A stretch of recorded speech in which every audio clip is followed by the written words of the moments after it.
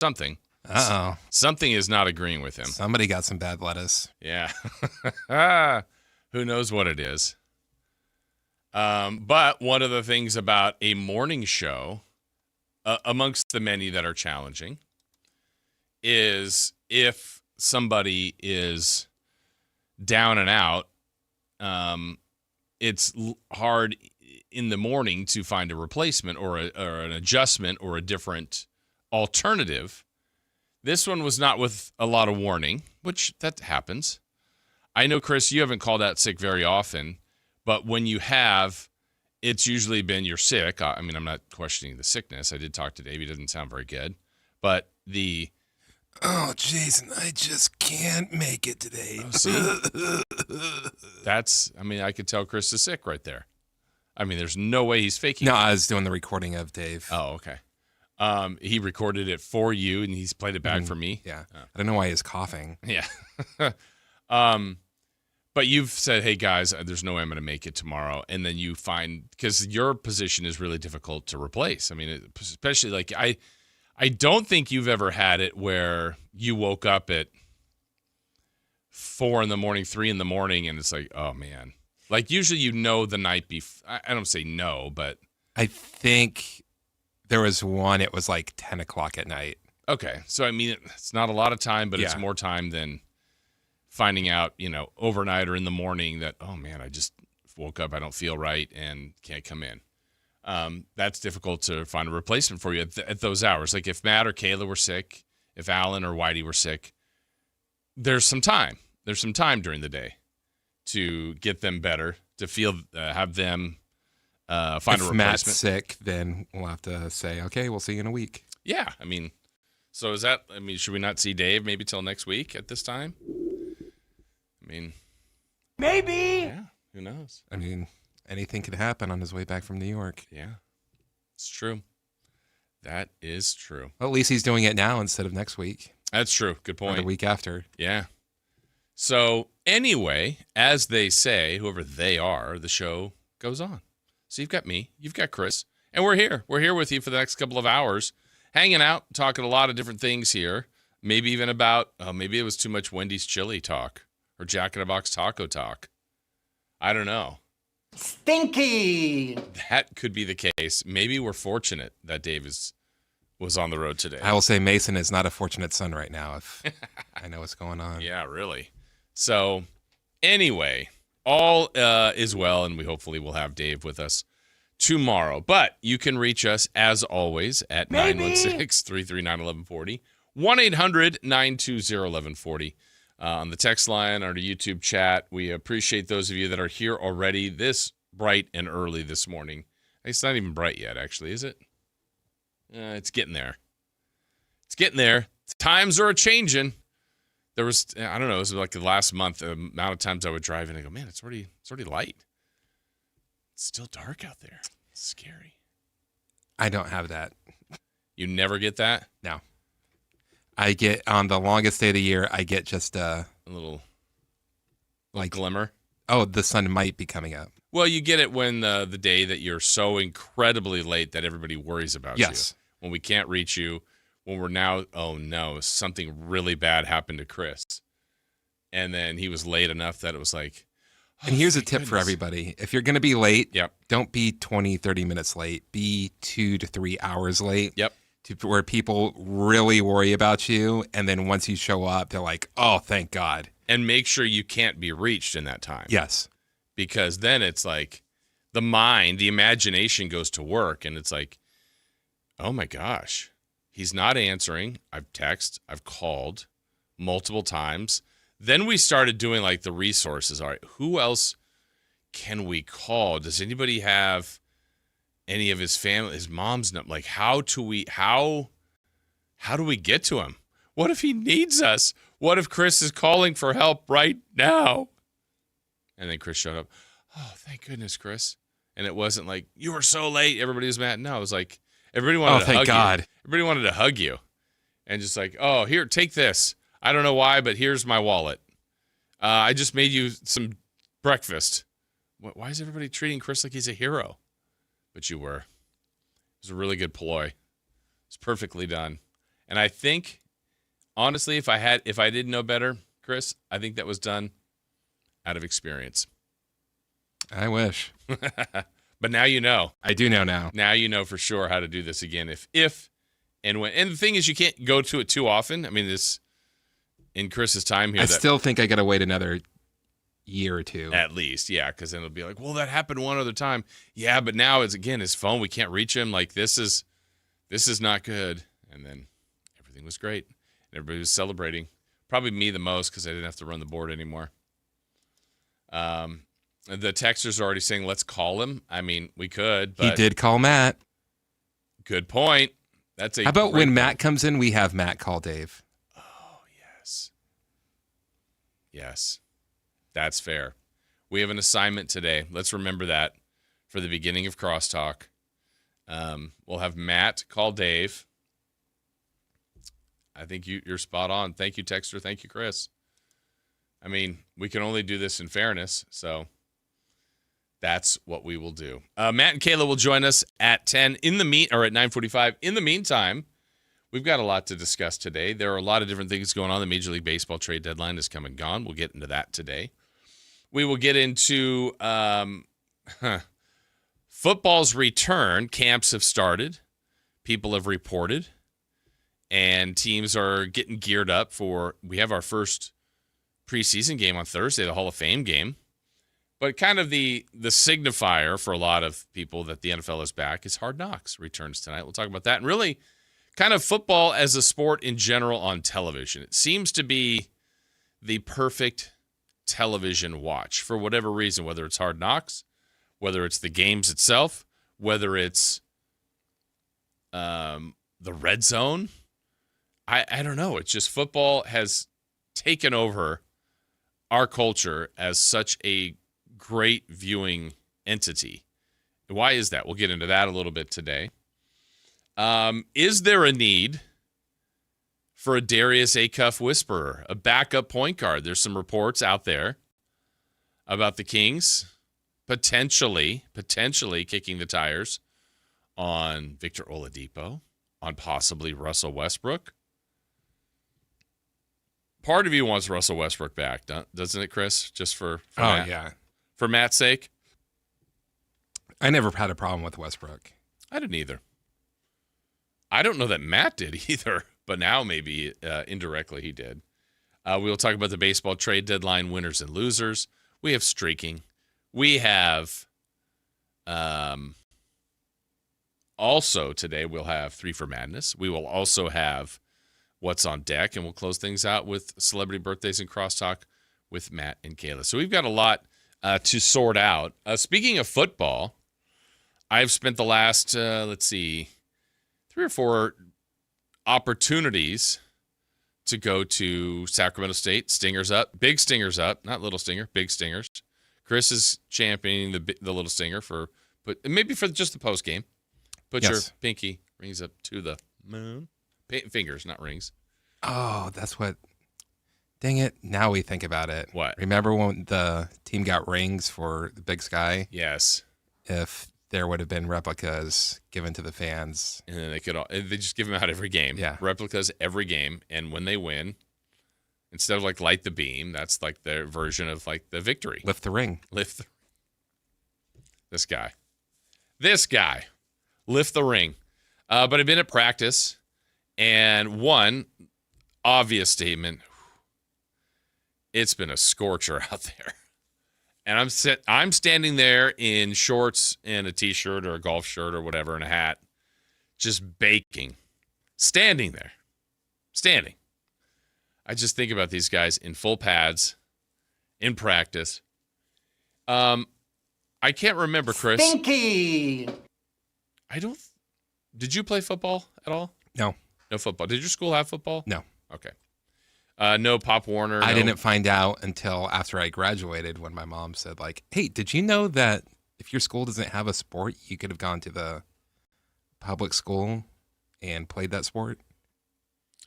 Wait, gone to school you went to, but played on the public team? So what would have happened if I found out about it, knew about it, is I would have went to my school but played high school football for Johnson. Because you went to, what's the school? Sacramento Lutheran High School. That doesn't exist anymore. R.I.P. So you would have been a student at Sac Lutheran, but a football player at Johnson High. Yeah. Oh. But you did play basketball and baseball. Your school had baseball and basketball. Yeah. And soccer. Did others on your school, on your campus, because you didn't have very many kids, do that? No. Nobody else played football. Did you have any desire to play football? Oh, yeah. Yeah. My mom was very against it. Well, now, like, looking back on it, it's just like, yeah, she's probably right. Yeah. What would you have tried to play? No idea. No idea in what position? I don't. Do you remember what you were like as a freshman, like your dimensions, your height and weight, roughly? Freshman year, I was probably 5'10", 180. Oh, they would have put you on the line, I'm sure. Because I was 5'3", about 120, 115 as a freshman. Now that's your leg. Yeah. And you'd have been like, whee, get out of here, little kid. And in freshman football at high school, and really that grade for boys, maybe 6th through about 10th, is the biggest discrepancy. Like, because some kids grow and are, tall and big, and I don't even say heavy, but just like they've filled out a little bit more, and other kids just, we had a lot of people like that like, and then as I grew in high school, then the kid that just seemed like a monster, I'm like, he's so big. Gary's so big. And then he didn't grow anymore. And I think he was like 5'8". And then by his senior year, I'm like, what happened to Gary? He just didn't grow anymore. He grew early. But it's a weird time. And I was thinking about this. I think I've told this story before in the air. I played football like growing up everywhere, but never with pads, never with helmets, never with, the real thing. You always play in the street, in the backyard, whatever. And it was like, it was pretty fast. Nobody could catch me. Nobody could tackle me. I'm going to be an awesome football player. That's what I thought. Not so much. Not so much. So one of the first workouts we had in freshman football, it might have even been like camp before we even started. Maybe, I don't know. Maybe these stories are blending together. It was so long ago. It was back in the 1900s, everybody. They just started the forward pass. We didn't have face masks, still those leather helmets. No, we did have face masks. That's the important part of the story. I believe wanted to be a running back. So I was in the running back wide receiver group, and it was maybe the first day with full pads and helmets and everything. And so receivers and or running backs we were just like basically equivalent of going out for a pass. There was no route really run. It's just like run a streak, run straight down the field. Quarterback will throw you a pass, or the coach. I remember who was throwing the pass, probably quarterbacks, and you catch the ball. Easy peasy. First guy goes down the field, runs, looks over his head, boink, off his face mask. I'm like, second guy goes off the shoulder pad. I'm like, oh my gosh, these guys stink. Third guy, boom, off the helmet. I'm about the fifth guy. I'm like, light work. Watch this. Boom, boom, boom, over the shoulder, boink, right off my face mask. It was great. I was never used to having, something in front of my face. I'm like, I'll just bring that right into my hands. I did the exact same thing they did. My bad. Oh, gee, I sure am sorry, guys. I shouldn't have laughed, guys. Let's go get a soda pop after the game. I don't know what that was. But that was one of my football experiences. There is a video somewhere that I would have to tell my friend. I think he still has. The good thing is it's on VHS, so I don't know how we can see it, but I probably need to burn it. It's we were playing one of our high school, I think it was one of our rivals, if I'm not mistaken. And basically, what was your rival? What's that? What was your rival? University High. It was either University High or Irvine High. Ugh. Yeah. We had two rivals, but I think this was University High. Oh, you had two? We had all of them? We had go from like 2 to 3. Johnson? No, we didn't play public schools. Oh, in anything ever? Huh? Nothing on your schedule ever? No. Our rivals were Vacaville Christian and Valley Christian. Oh, Valley Christian, the worst. Worst baseball field of all time. Did they have 440 feet to left field and 160 to right? Interesting dimensions. High fence at least? Super high. Okay. So it's like the Green Monster just in reverse. But was it a chain fence? It's a net fence. Oh, okay. Wanted to be a lefty, didn't you? Or hit opposite field. So there's a video somewhere of me playing, our team playing that he has. So I basically worked myself to the second string running back, which was pretty good, except for the best player on our team was our starting running back. I was like a second string corner, and then was on all the special teams. I was the backup kicker, and the story I always say about that, I was the backup. The starter kicked an extra point short. He kicked an extra point that hit the center in the butt. I was behind him. So Ross, get in there. No, they kept going to Jeff. I was McMurray, get in there. I was the guy on kickoff, which this position, it was totally useless. I don't know what it was for. I don't even know what it's called, but everybody's facing downfield with a kickoff. I was facing them and had like my arms up. I was like the starter. And I just got like everybody to get going and then would turn around and then I'd run. But I was like wedge breaker, like I was the second smallest kid on the team. What am I doing in the center of the field on special teams? But there's a video, I think it's in my mind, this is the way it plays out, where we're playing our rivals. I get everybody started. Our Jeff kicks the ball off deep, kind of deep, probably to about the 30.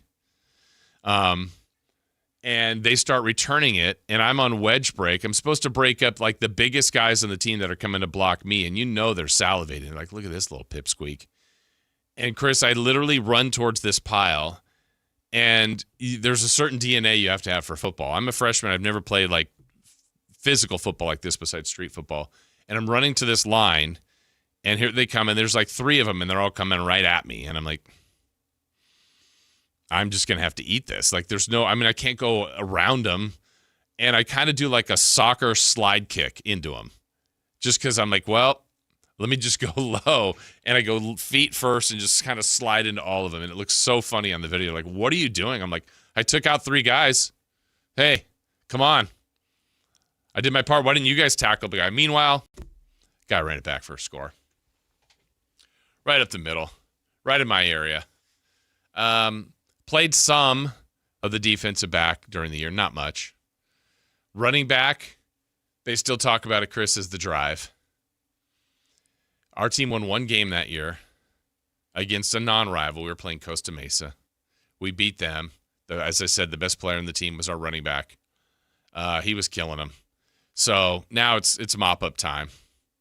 So here comes me, one of my best friends, Marty. We're in the backfield. It's our time. It's our time to shine. And then my other really good friend, Tim, he was the quarterback. So it's the second string kind of quarterback, 2 running backs. One of the first plays, this will tell you everything. I've already told you everything about me as a football player on that last play. Split backs. I'm on the right side. Marty's on the left. And it's going to be a sweep, but I'm blocking for Marty on this play. And there is what seemed to be Lawrence Taylor in his prime rushing that I'm supposed to block. That's my guy. Well, he looked too big. So I kind of got into the line and just created some more traffic in there and just made sure our right tackle had everything taken care of. So I double teamed somehow, or they just kind of pushed the guy on the side. Meanwhile, when I turned around, I see Marty's cleats in the air. He just got murdered by this guy. My bad, Marty. R.I.P. R.I.P. But we had I got a couple of carries. Both times, and this is my claim to fame, I say I averaged 15 yards a carry because both times I was face masked. So I got 15 yards each time. I know it's not officially on the stat page, but who else averaged 15 yards a carry? Anyway, we get to the goal line. Now it's time for us to punch it in. Who's going to get it? Is it Marty? Is it me? Is it my friend Tim? They call quarterback keeper for Tim. I'm cool with that. Let's get him in the end zone. Backup right guard Josh, I'll save his last name for the innocent because all the people here know him. Moved early, bumped our center. We fumbled, turned it over. We didn't get in the end zone. Damn you, Josh. It was great. As you could tell, I got over it. If I could only have one more try. One more try. Much better at basketball and baseball. I like to say I was. Anyway, just crazy being out there at Sac State football just to watch the physicality that, usually I'm up in the booth calling the games, which is great. I love it. Absolutely love it. But to see just how fast, strong, big, physical, you're like, oh, man. And, again, I don't want to say this is only college. That's not fair. I mean, these are great athletes. You just think about the NFL and how fast and violent the sport is. It's just... You just have to have a different mindset, that's for sure. All right, let's do something we call what is this? Leading off? Let's do it. Leading off the 3 top stories in the morning. Huge news. This is very important. Here's cut number 1. Baseball stuff! Baseball stuff! Baseball stuff! That's right, the baseball trade deadline has come and gone, and lots of movement that we'll be discussing today. The A's, very minor moves. The Giants are all over this. And you know what? Look, we've been giving the Giants grief, and they deserve it. And Buster Posey grief, and he deserves it. And just because you make moves doesn't mean you did things right.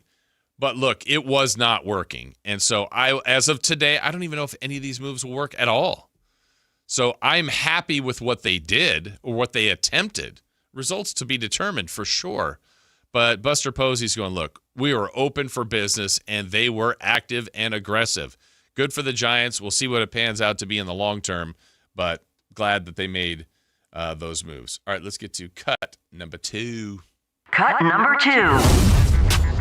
Are you ready for the football? Yes, we're ready for the football.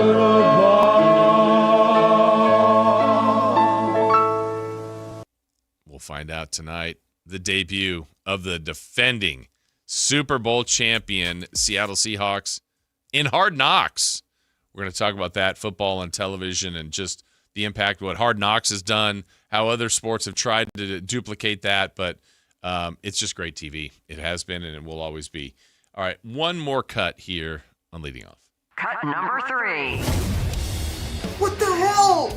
Russell Westbrook? Could it be? Could it be? We will discuss that today. The Kings possibly are rumored to be looking at potential options. I know that's something I brought up a while ago, and I felt like a lot of people like, no, I don't think they really need a backup point guard. I've always felt like they do. Just a veteran, and it clearly has to be a backup. That's the point. We'll talk about Victor Oladipo, who they were part of a workout with in Las Vegas. We'll talk about Russell Westbrook, maybe some other possibilities. Those things will all be on our agenda for today's show. Jason Ross, Christopher Laud. We are just getting started here today. We have more to get to on your football memories. A lot of people are chiming in on how their days went in the football in their football lore, because some were better than others. That's for sure. Where was the one? Peg Junk saying, Ross, you dropped the ball. Take a lap. Yeah, very true. I should have. Probably had to. More of our finest moments. We've got much more to get to. We are just getting started here on a Tuesday. We're back with more right after this on Sactown Sports. 49ers wide receiver Ricky Pearsall will have surgery on his right knee and be placed on season-ending injured reserve. With so many moving parts in the receiver room, who will become the top target for Brock Purdy alongside Mike Evans and George Kittle? Your local sports leader, Sactown Sports 1140. This summer, there are 250 reasons to join T-Mobile. Girls trip? Booked. And switching to T-Mobile helped make it happen. With experience beyond, switch and get $100 back. Plus, $650 in value in built-in plan benefits. That's $750 in your first year, guaranteed. And honestly, that $100 back, I'm putting it towards the zip line. Now that's how you do summer. Exactly. Exactly. Best switch I ever made. This is just one reason to join T-Mobile this summer. There are 250 reasons. Find yours. Savings based on the value of benefits included with Experience Beyond, like entertainment and 1 year of AAA Classic and Dash Pass on us. Benefits may require activation. See plan for details. Get $100 via virtual prepaid MasterCard with eligible ported, no cash access, and expires in 6 months. Issued by Sunrise Banks, N.A. member FDIC. Allow 8 weeks. Whoa, what's all this? These screens, the food? All for the game, bro. Dude, let us pitch in. No need. I've got it all covered. With T-Mobile, I'm saving $1,000 bundling my wireless and internet. No way. Really? Yep, and the price of my plan won't change for 5 years. Wow, I'm definitely switching to T-Mobile. Goal! Here to score big with T-Mobile. Families save up to $1,000 a year when they bundle fast, easy to set up, all-in 5G home internet with 4 phone lines on Experience Beyond. And your plan price? Guaranteed for 5 years. Stay connected con tu gente and catch every match with T-Mobile. Join now at T-Mobile.com. Price guarantee on talk, text, and 5G data. Exclusions like taxes and fees apply. Savings based on third line free via monthly bill credits. Internet discount with $15 in monthly bill credits and auto-pay discount. Qualifying credit required. Credits may take up to 2 bill cycles and will stop if you cancel any lines or change plans. Sleep Number's new collections are designed to adapt to the changing nature of your life and your sleep needs. Whether it's the personalized comfort of the new Comfort Mode mattress, the targeted pressure relief of the Comfort Next mattress, or the Climate Collection that actively cools or warms to help you fall asleep and stay asleep. And now, get early access to our biggest sale of the year. Save 25% on the new Comfort Next Luxe for a limited time. Only at a Sleep Number store or sleepnumber.com. You're still glowing, flirting, grooving. You've still got it. But your immune system weakens as you age, making it harder to fight illnesses like pneumococcal pneumonia and RSV. Vaccines are a key part of any health routine and can help protect you from getting really sick. Ask your doctor or pharmacist which vaccines you need. See more at PfizerForAll.com. Sponsored by Pfizer.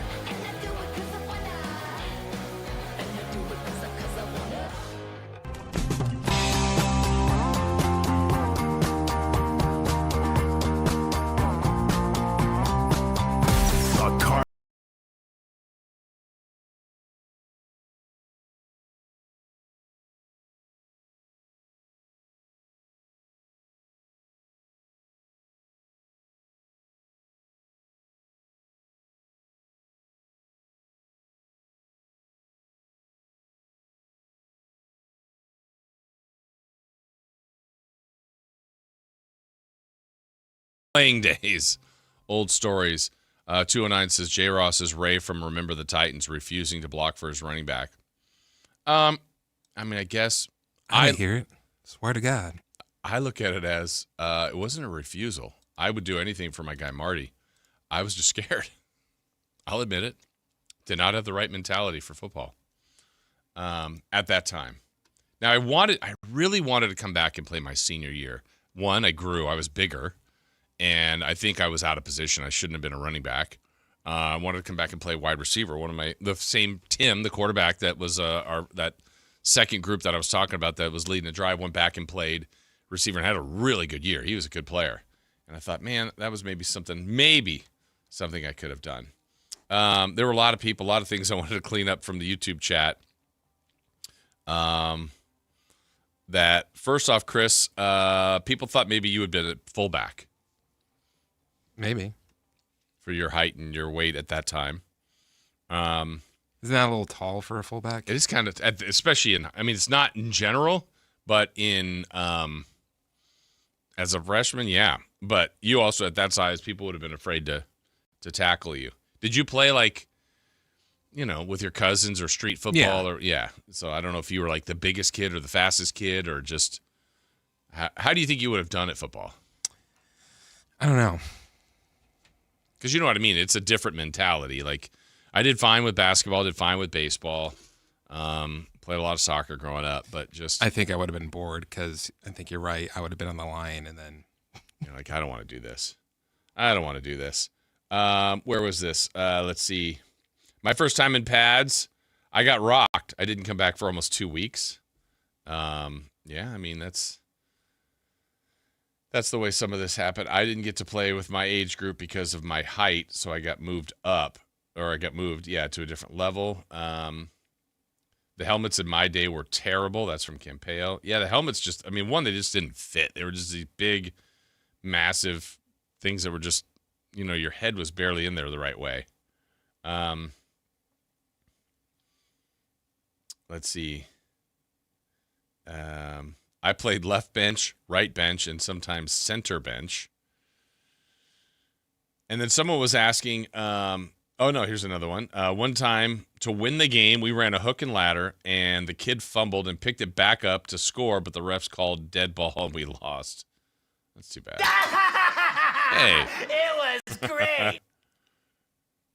I caught a 7-yard pass on a slant and took it for a 77-yard touchdown. Felt like Forrest Gump running for that end zone.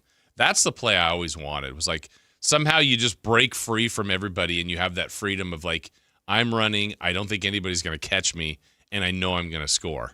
So in PE, we played flag football. Yeah.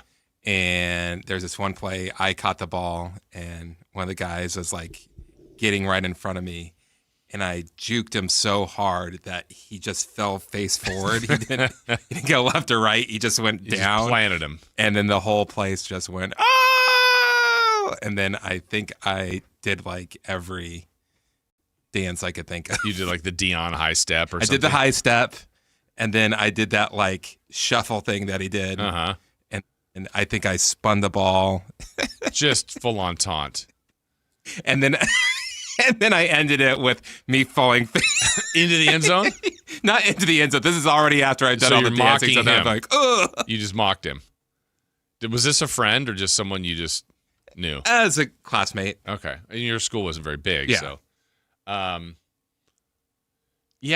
wonder, some of those drills that you used to have to do, like, I feel like every movie that depicts like this serious, intense coach from the 70s, 80s, maybe 90s, is that coach still, are we still allowed to have those kind of coaches, you think? Is that still something? I know there's got to be some of those coaches out there. And I'm not talking about in college. I'm talking about maybe youth sports. It feels like it's different because some of the coaches that I don't know, who was the most intense coach you had? You don't have to tell me his name, but like what would they do what made them that way to you? I really didn't have an intense coach. Really? Well, we got like line drills and stuff in basketball, or like some of the torturous things I felt like they made us do. I don't know how much I should say about this. It's well past. No, it's not. It was the before thing that happened. We're past the. Yeah. So this was not me. Okay. And when I say this was one of my teammates, it actually was one of our teammates. One of our teammates was hanging out with the coach's son before school. Okay. Yada, yada, yada. Same age as you guys or younger? He's younger. Okay. Yada, yada, yada. They come to chapel feeling very, very good. Uh-huh. And then... How young was his son? Like junior high? 14 or 15. Okay. He passes out in the middle of chapel. Coach finds out about it and then makes the entire team run for 2.5 hours straight. Because of that. Yeah. Which I didn't have any. Yeah. I didn't do that. But I wasn't part of it. Yeah. But you're a teammate. Like, is that stuff happening today? I guess it probably is somewhere. Like, I remember we had a basketball game early on in our season. Maybe this is my senior season, so varsity year, where our coach questioned our toughness, thought we were soft, that kind of thing. So we lost this game on the road. We took the bus back home, and we're getting off the bus, and he's like, I don't know where you guys think you're going. One of those kind of things. And it's like, wait, we just played a game. We took the bus home. It was probably 10 at night. It's like, we're practicing. And we're not practicing like you think we're practicing. And I forget the name of this drill. We didn't do it very often. But basically, it would be me and you, Chris, like standing Were we facing one another? No. You would have been on the right lane of the key, like down the line, like on the baseline. So like where people stand for free throws as a rebounder, but on the baseline, and I would have been on the other baseline, and he'd roll the ball right through the middle. And basically it was who could get the ball. And so, whether you're diving, whether I'm hip checking you, whether you're shoving me, like we were going to be physical. And sometimes he'd roll it super far and fast. So like you're running the length of the court to be the first one to get the ball. Maybe he favors it towards you. Maybe he rolls it 2 feet and it's right between it. Like it was trying to get the ball and then score under the basket that we were at. And there were no fouls. Like he's like, there are no fouls. So I could punch you. I mean, no one punched, but it was like, I think if you scored on me, I stayed in. So you had now got to go to the back line, but now I have to go against the next player. So it basically was bully ball. I don't care if you break a tooth. Like whatever. I'm being dramatic, but it's like, I don't know if they do that anymore. This is at 10 o'clock at night. What are the parents saying? I don't know, because it's not like, hey, don't call your parents. Tell them like, I don't know how I did that. Like, I don't remember. Ours was war, and it was 3 players. We'd split the team up into 3 different teams. This is basketball. Yeah. Yeah. And it would start with the rebound, and it would be the same thing of like no fouls. No fouls, have to score. Yeah. And I get the point. I get the premise. And yeah, I mean, it helped us. We got on a roll after that. But man, I don't know if that's still being done. Maybe it is. Maybe there's different versions of that. I mean, everybody's had to run after practice or run during practice or things where you think like to the point of exhaustion. You're like, I literally can't go anymore. And then they make you go more. Baseball, I didn't feel like it was that way. Maybe they hit grounders harder or, fungos like just hit them as hard as they could at you sometimes. But man, basketball and football just, to me, had a different discipline about it, or attempted discipline about it that, that could toughen you up. Did Coach Boone give you guys a walk down to Gettysburg and give you guys a speech? Let's see. What else do we have? Our Mondays were called Find Out Day, as in find out if you partied over the weekend, and it was 2 conditioning sessions back to back. No cell phones. Practice ends when practice ends. That's true. I mean, we just didn't have – that's what it must have been. I'm trying to think of because you just did it. You lived it. You asked a perfect question, Chris. Like, what were the parents thinking? I don't know. I think either I got to – someone took me home. I walked home. I don't think I had a car at that point in my senior year. Maybe I did, so I drove home. I don't know. Someone was getting me home, and my parents just would have been like, yeah, it's crazy. I would go to school with like no way to get home, and I would basically like talk someone into taking me home. I lived far away from the school. Yeah, see, I wasn't that far. Like, how far away were you from school? Well, I live in South Sac, and our school was behind Country Club Plaza. Oh, my gosh. Yeah. So you were not a bike ride. You couldn't walk. You were 15 to 20 by car. Yeah. Yeah. Probably 20. Where I was, I could walk, but it was a walk. I did ride my bike for my early years. And then, either someone got a car, someone would pick me up. Sometimes I'm walking and someone picks you up. It was just a different time. And then you're at school and you either walk home or you're like, hey, you going home? Oh, can you give me a ride? Yeah, that happened a lot. Different day and age, that's for sure. All right, when we come back, let's get more into the show here. We're going down memory lane. We have baseball's trade deadline has come and gone. We'll kind of get into some of the deeper stuff with that. There's more trouble with Tony Romo that we'll talk about as well, as we're just getting started here on a Tuesday. Jason Ross, Chris Verlaud, here on Sactown Sports. This is Sactown, baby! Follow Sactown Sports 1140 on Facebook at Facebook.com/Sactown Sports. To keep tabs on the Kings, 49ers, UC Davis, and the entire Sactown Sports lineup all season long. Facebook.com/Sactown Sports. Your local sports leader. Sactown Sports 1140. Progressive provides protection for your boat and other outdoor vehicles so you can explore new things. Oh, I can finally try pesto. We meant like water skiing. I've just never had pesto. Or maybe take the boat somewhere new. I mean, is pesto spicy or sweet? Oh, guess we'll find out, right? Right. Bundle home or auto insurance with your boat, RV, or motorcycle and stay protected with Progressive while you explore. I don't know. Maybe I'm not ready for pesto. Progressive Casualty Insurance Company and Affiliates. Not available in all states or situations. Get in the zone, AutoZone. John's day is off to a slow start. So he heads to AutoZone, where he can get a battery for under $100. Lonnie, a local AutoZoner, tests his battery for free. Looks like he just needs a charge. And Lonnie does that for free too. In no time at all, John is back on the road. Ready to finish the day strong. Free battery testing and charging at every store. No hassles, just help. Get in the zone, AutoZone. Restrictions apply. When a person is seriously injured, there's no substitute for the personal legal relationship offered by the local NorCal firm of Ashton and Price. From the first attorney meeting, every important decision is made with a direct consultation with, and I can't believe I have to say this, a real, live, experienced, flesh and blood local attorney. It's called Home Court Advantage for a reason. Ashton and Price, serious local attorneys for serious people with serious injuries with no fee until we win. For the best local advice, don't think twice. Call Ashton and Price.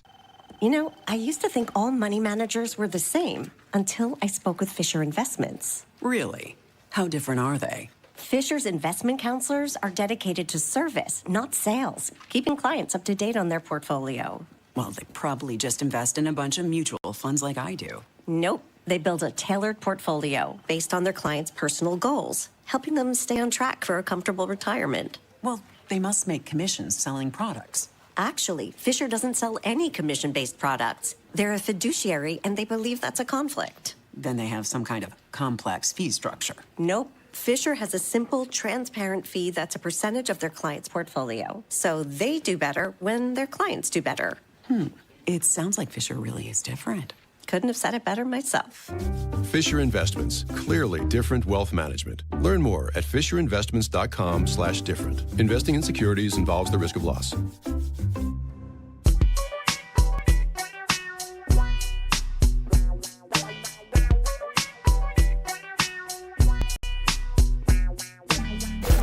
Waking you up with the best in local sports. They just make it interesting, you know? It's the Carmichael Dave Show with Jason Ross on Sactown Sports.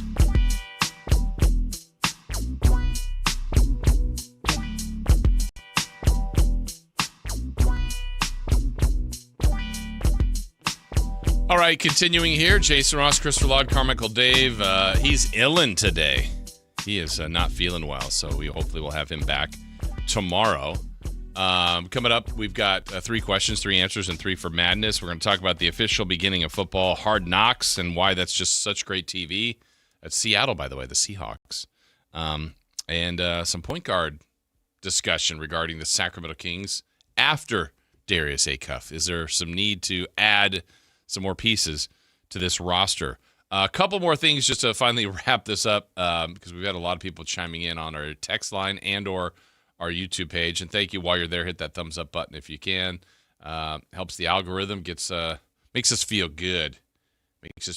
Someone was talking about our basketball coach had us doing lunges around the court till we dropped dead. The one thing I remember about basketball coaches is they would find the way. Like, Chris, did you ever have to do wall sits or like get in the stance and just stay in the stance until they told you to get out of the stance, to the point where like you're just dripping sweat, your legs are shaking, you're hoping they turn their head for, a few seconds so you could just move your back, stand up for a half a second. At one point, everyone's screaming. Yes.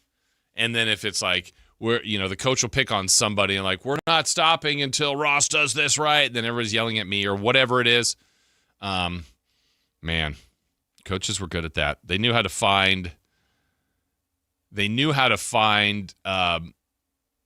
like you had the example you said earlier where the coach's son was involved in something with one of the players, and they made everybody pay for that. The one we used to do was, and you know, every team has probably done some version of this, was the line drills. Like we would go baseline to free throw line, back to the baseline, to the half court, to the baseline. Suicide. Yeah, to the other free throw line, to the baseline, and then to the baseline, and I think we had to do it in 30 seconds. And yeah, you could always, you're always coming in at 28, 29, right at, you know.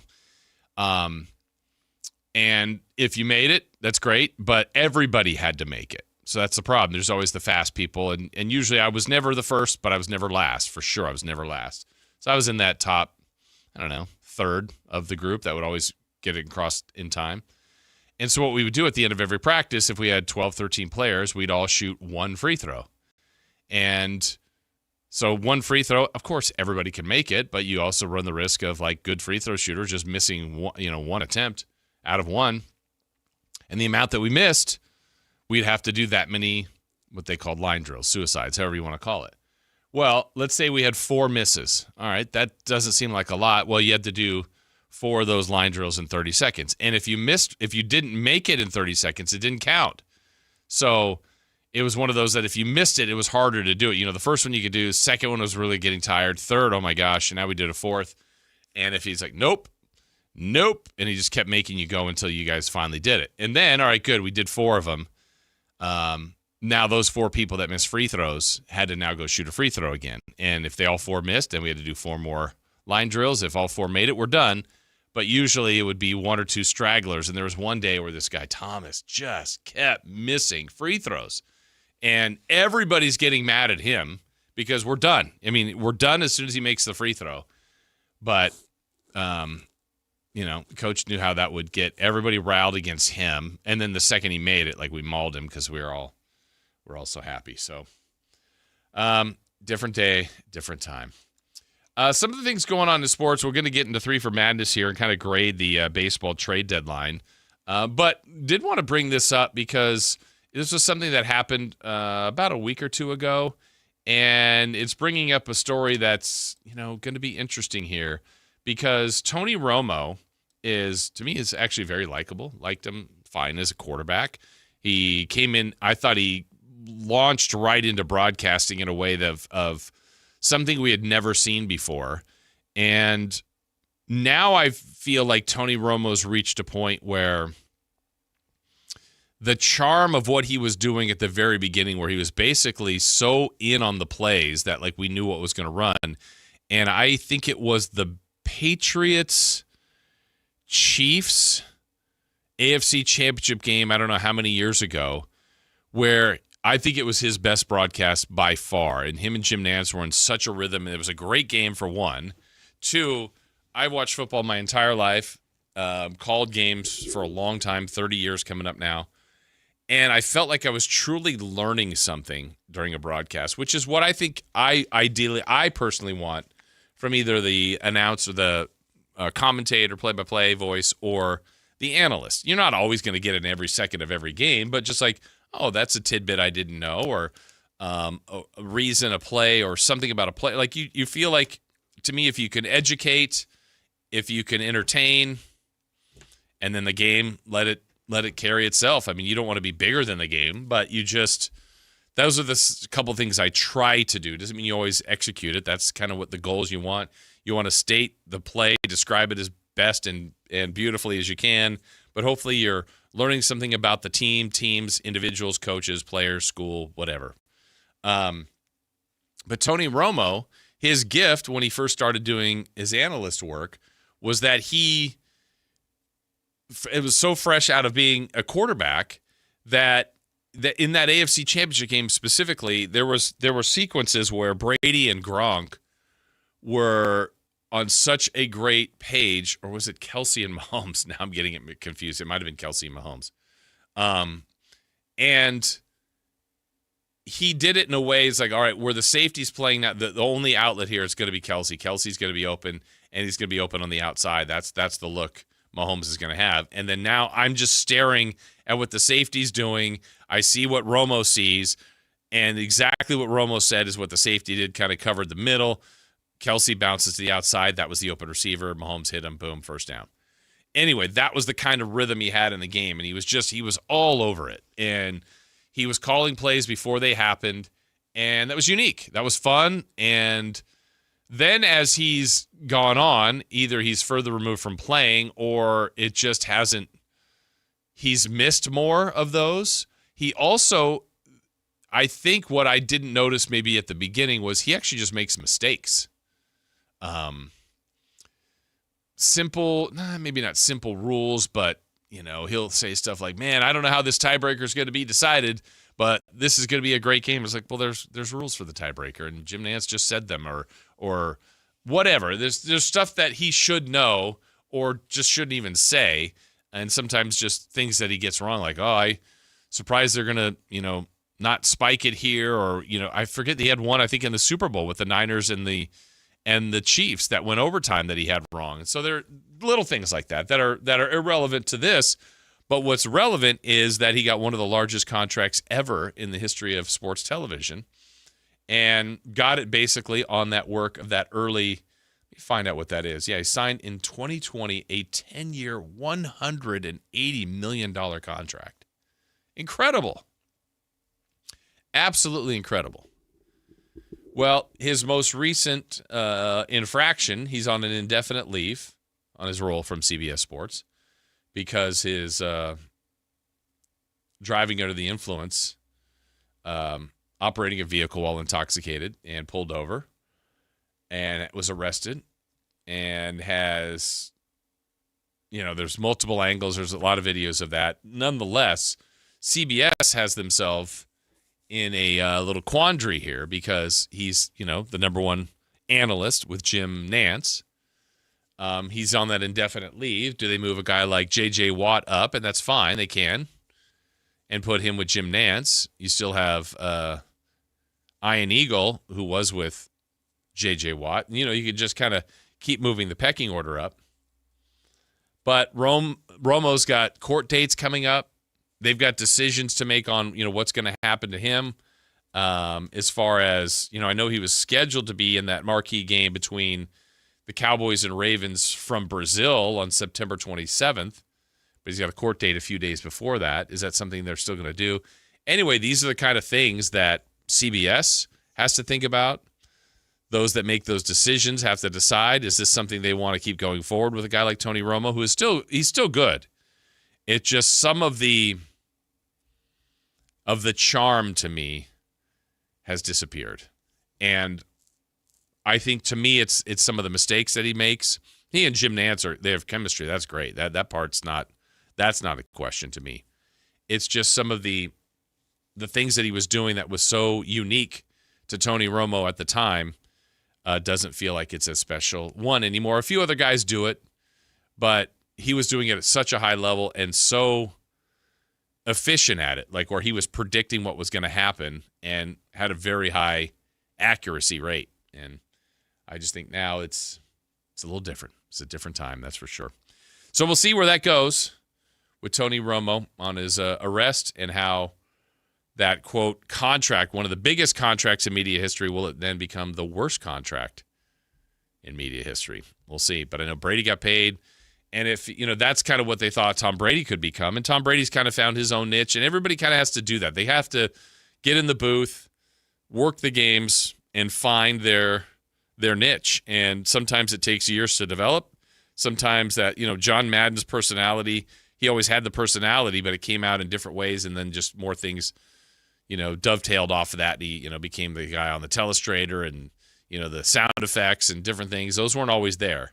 So things can develop over time, and we'll see what happens in this situation with Tony Romo. We have more football to get to in the 7 o'clock hour, including the return of Hard Knocks. That begins tonight.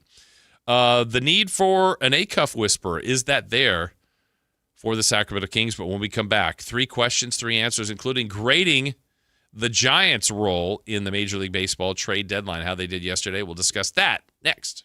49ers wide receiver Ricky Pearsall will have surgery on his right knee and be placed on season-ending injured reserve. With so many moving parts in the receiver room, who will become the top target for Brock Purdy alongside Mike Evans and George Kittle? your local sports leader. Sactown Sports 1140. This is the story of the one. As a safety manager at a manufacturing plant, he does everything he can to keep his coworkers safe. From finding ways to reduce risks to keeping safety supplies in stock. And for that, he relies on Grainger. Grainger offers a broad range of quality products and next-day delivery, so he can always play it safe. Call 1-800-GRAINGER, click Grainger.com, or just stop by. Grainger, for the ones who get it done. Hey, Mom, now that I have an after-school job, I think I want to buy a drum kit. Okay, Rockstar. Let's look at your account. When kids start making money, Chase has easy-to-use tools and expert bankers to help them learn how to manage it. And next month, I'll buy the bass drum and the cymbals. Oh, and maybe some noise-canceling headphones for you. Aw, you've thought of everything. Help kids save, budget, and build financial independence, all with Chase. That's good for kids and good for parents. Visit your local Chase branch and get started. Account subject to approval. J.P. Morgan Chase Bank, N.A. member FDIC. Having insurance isn't the same as having State Farm. It's like needing a lawyer, but getting some guy who just watches courtroom dramas.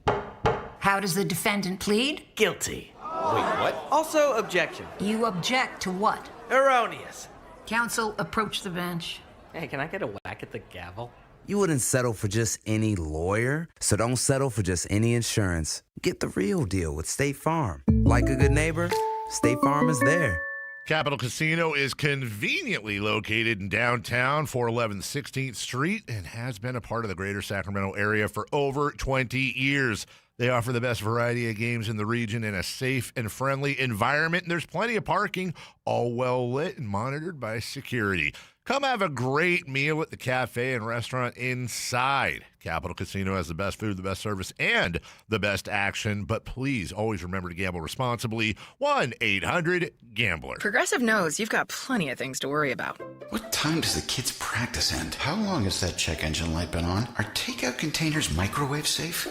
So the last thing you should have to worry about is what to do if something unexpected happens on the road. That's why if you're ever in a major accident, Progressive's accident response can detect it and send help. It's just one less thing to worry about. How long does chicken last in the fridge? Progressive Casualty Insurance Company and Affiliates. Limited availability in California. Driver is responsible for emergency and towing charges not covered by the policy. Wait, everything on this IHOP value menu is just $6? I told you it was amazing. A huge plate of pancakes, bacon, and eggs is just $6. Wow. There's also French toast, a ham and cheese omelet, and oh, they got a BLT and fries now. Okay, we're coming here every day. You don't have to tell me twice. Feast for just $6 with the IHOP value menu. $7 in some locations, available every day for a limited time at participating restaurants in the U.S. Hours may vary. No substitutions. Not valid with other discounts or promotions. Prices may vary.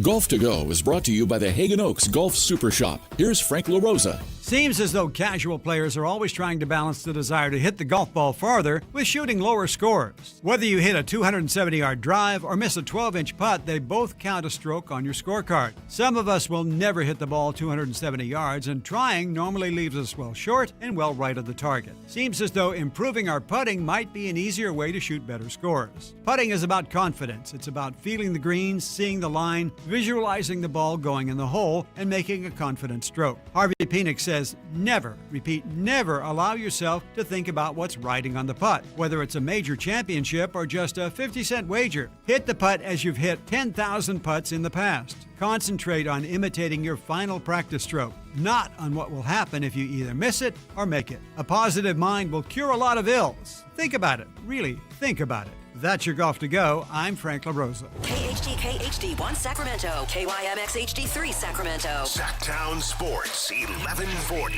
Your local sports leader. 3 questions, 3 answers. It's 3 for Madness on the Carmichael Dave Show with Jason Ross. Here's question 1. All right, 3 for Madness coming your way in just a moment. Jason Ross, Christopher Laud, Carmichael Dave. He's ill and he's sick today, so he will be back hopefully with us tomorrow. How is he sick today on National Chocolate Chip Cookie Day? I know we had Crumble Cookies here last week. Thank you to Crumble Chris. National Chocolate Chip Cookie Day? That's what I call a taco. I love chocolate chip cookies. Yes. Good work right there. All right, Chris. And again, how you reach us, 916-339-1140. On the text line, phone line, also on YouTube. We have lots of people chiming in there, sharing their opinions, telling their own stories. Again, hit that thumbs up while you're there. We appreciate that. So good morning to one and all, but let's do it. Let's start with question 1. Grade the Giants' moves at the deadline. Okay, this is like any other. This is like a draft. This is like other sports trade deadlines. You can state what you think on the day, but I mean, a grade seems really unfair. But I will just say it this way. I think the Giants did the right thing, had the right idea, had the right approach. They didn't stand pat. This isn't a team that should have stood pat. This is a team that's broken. I think Buster Posey knew they were broken, and you could know it and not do something about it. And I think the fact that they did was the right move. I really do. And so that I'm going to give them an A, I guess, for A for effort, A for the right concept, A for the right idea. Now, the results, I don't know. I don't know how they're going to do. But a team that was paid relatively high, I mean, as far as payroll goes, and that's 48-65. Last year, when things kind of fizzled, I thought, all right, I still think I think they had been aggressive already in adding Devers. In the offseason, they'd gotten Chapman and Adames, and still had Logan Webb, Robbie Ray, those kind of guys. And it's like, look, I don't think this is a one-year run at this. So I thought it kind of made sense to, look, you kind of had to eat it, go through it last year, and you hoped it got better as the season went along. It really didn't. But come back this year and really attack and see what you can do. Well, it's not worked. And even with some of the additions like Luis Arias coming in, I thought was a good move, a guy that puts the ball in play, a guy that can help put some pressure on the opposing defenses, now get your bigger hitters going. Well, it's just been a collective mess. And a team that, as I said, was 48-65, 21 games behind the Dodgers, nowhere near the wild card race. In fact, closer to one of the worst records in baseball than the best. Yeah, they can't stand pat. They've got to make their moves. Now, what they did do yesterday was they moved quite a bit of people. They traded 6 players off of their roster. I mean, these are everyday type of players. We mentioned Luis Arias during the show yesterday. That happened while we were on with the deal with the Phillies. They moved a couple pitchers and Killian Miller, Amale. Wait, who am I missing here? Oh, yeah, Robbie Ray, Elliot Ramos. So they moved guys and got prospects back. That's why it's incomplete to me. I don't know. I don't know what the prospects will do. But if you look at the haul in return of what some of these prospects are rated, it's a little bit like, hey, they got the 4th pick in the draft. They got a 2nd pick in the draft. That's great, but how will they turn out? I don't know the answer to that. Not today. But the haul that they got in return for some of those players, Marcelo Mayer, number 4 overall pick in 2021. Ramon Marquez is the Phillies' 4th rated prospect. Miguel Mendez is the Padres' 4th prospect. I believe it's Henry Lalane. I'm not sure. Yankees' number 5 prospect. Caden Kent is the Yankees' 13th rated prospect. And Hernandez from San Diego is their 9th rated prospect. So you got to believe that one of those will hit. And to what level is a hit, I don't know. But I would be safe to say that something there will work. Now, if you get 2 out of the 6 to work, 3 out of the 6, 4, 5, that's where you go, man, when the Giants really turned things around was the trade deadline of 2026. I can't answer that today. I think they've made an attempt at that, and I think that was the right thing to do. And Buster Posey, I think, would go on to later add that, yeah, they were basically looking at Adames, at Devers, at Chapman, everything, and they should. They really should have. So I think they had the right idea and the right approach. Now we have to wait. It's not the fun. I could give them a grade of an A. But that grade will move. Like, it's flexible. It's like the final isn't done. But the thought process, love it. I think they did the right thing. We got to wait and see what the end result is. Did these moves turn into something really special for them and help get their organization going in the right direction again? I I don't know if Buster Posey did this out of need of realizing, look, if I don't do something, I'm going to be done, or if it's like, no, I know we needed to do something. This is my first real chance to strike at it, and I'm going to go at it.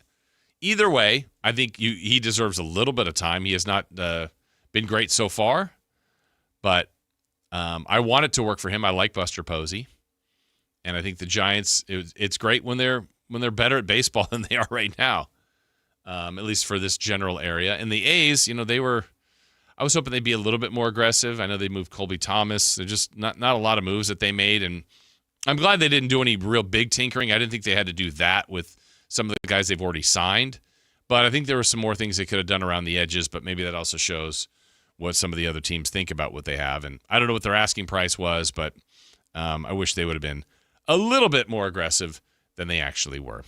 All right, let's get to question number 2. Question 2. Would you welcome back Russ or welcome Victor Oladipo to the Kings? Yes. Yes. Short answer is yes. According to Jake Fisher, this was sometime yesterday on social media, he had put out that Russell Westbrook and Victor Oladipo rank as 2 of several veteran guard options Sacramento will continue weighing for a late summer backcourt addition. The Kings were among several teams that observed Oladipo during his workout in Las Vegas during Summer League. Yes, that was true. We can confirm that. Well, let's take one by one. Let's start with Russell Westbrook. The Kings know exactly what they have in Russell Westbrook. He did a lot of good things here. Russell Westbrook also can be a head scratcher at times. Some of his decision making, and sometimes isn't always a positive player, not in the way of, work ethic, or it's not just on court results. I mean, Russ is going to bring it. There's a certain, I know the term that have been used, there's a gravity to Russell Westbrook. And I'm okay with all of that. I think he can challenge teammates in a good way. I think he can challenge coaches, sometimes in a good way, sometimes maybe not. But there's not a mystery about him now. Like Scott Perry was here, Doug Christie was here, the coaching staff was here, some of the players were here. They know what they've got in him. If you had a chance when we were in Las Vegas last month at Summer League, I had to sit down with Maxime Reynaud, and Max could not rave more about Russell Westbrook and the impact he felt he had on him. So the stuff that we talked about, the value of Russell Westbrook, the value of DeMar DeRozan, of what they can mean as veterans to some of the younger players, I think they checked those boxes, and they did it in a way like the team didn't win. All of it's so much easier when you win. Well, the Kings weren't winning. They didn't really have any kind of winning streaks of substance. There were far more difficult times than good times, and that was a real big learning lesson time for all those young players. And even to some extent to DeRozan and Westbrook. Maybe hadn't quite been through a year like that. Maybe there was a year somewhere along the line for them, but they've been on winning teams. They've been in playoffs. They've been in high leverage situations that this team just wasn't in last year. So to answer the part about Westbrook, yes, the team knows him. They're very familiar with him. He would be familiar, and I think he could do a lot of things that could help Darius Acuff. Now, the bit that I feel that I know about Westbrook, also I think of this as a 100% a positive for him, but some might look at it as a negative. Russ is going to come here and think he should start. Even though if it's worded like, look, we drafted Acuff, he's the starter, we want you to mentor him. Just like the thought was they're bringing in Schroeder to be the starter, Russell Westbrook came and took that position. Russell Westbrook was an MVP of this league. Russell Westbrook is not going to be fully comfortable being a backup. He'll do it. He wants to play. He has the drive, the thirst, the competitive nature to play, but he wants to start. So I think, in my opinion, I'm speaking for Russell Westbrook here, so I got to be careful on that. But everything that he has shown is a guy with a thirst to compete, a thirst to be great, a thirst to, when you've won the league's MVP, you've been a top 5 player in the league at a time, you've been, You've done things in the history of the league that not many people have ever done. I'm not saying he should let it go. I think that's the charm of him. That's what drives him. Like, I've done this before. None of you else on this team have done what I've done before. And that's a fact. That's a fact. So now, can he still do it? He hasn't shown that he can do it at that level, but that's not what is being asked or needed. So I think if you bring in a guy like Russell Westbrook, the Kings know it. They know what he is. And I think there's a lot of good things that he can bring to the team. Victor Oladipo, on the other hand, has been out of the league a little bit. I'm sure there's a thirst to get back. I'm sure there's a drive to, these are what all your other teams are missing. Where's the fit? How do they envision using him? Is he that guy that you go, is he just going to be so thankful to be in the league that he'll take whatever role? I don't know exactly. I think what needs to be defined is what are the Kings looking for? Are they looking for someone that's pushing Darius Acuff? Are they looking for someone that's mentoring Darius Acuff? Are they looking for someone that they would trust that they could start instead of Darius? Like, what are they looking for if they truly are looking for something in that spot? We've heard, well, maybe Nate Clifford can do it. Maybe Malik Monk can do it. Can they? Of course. Is that the best decision? I mean, again, I think these are all decisions that I don't know if I could look at and go, that's the route. That's it for sure. Do this, problem solved. I personally would like to see another point guard on the roster. I think that's an area that could help.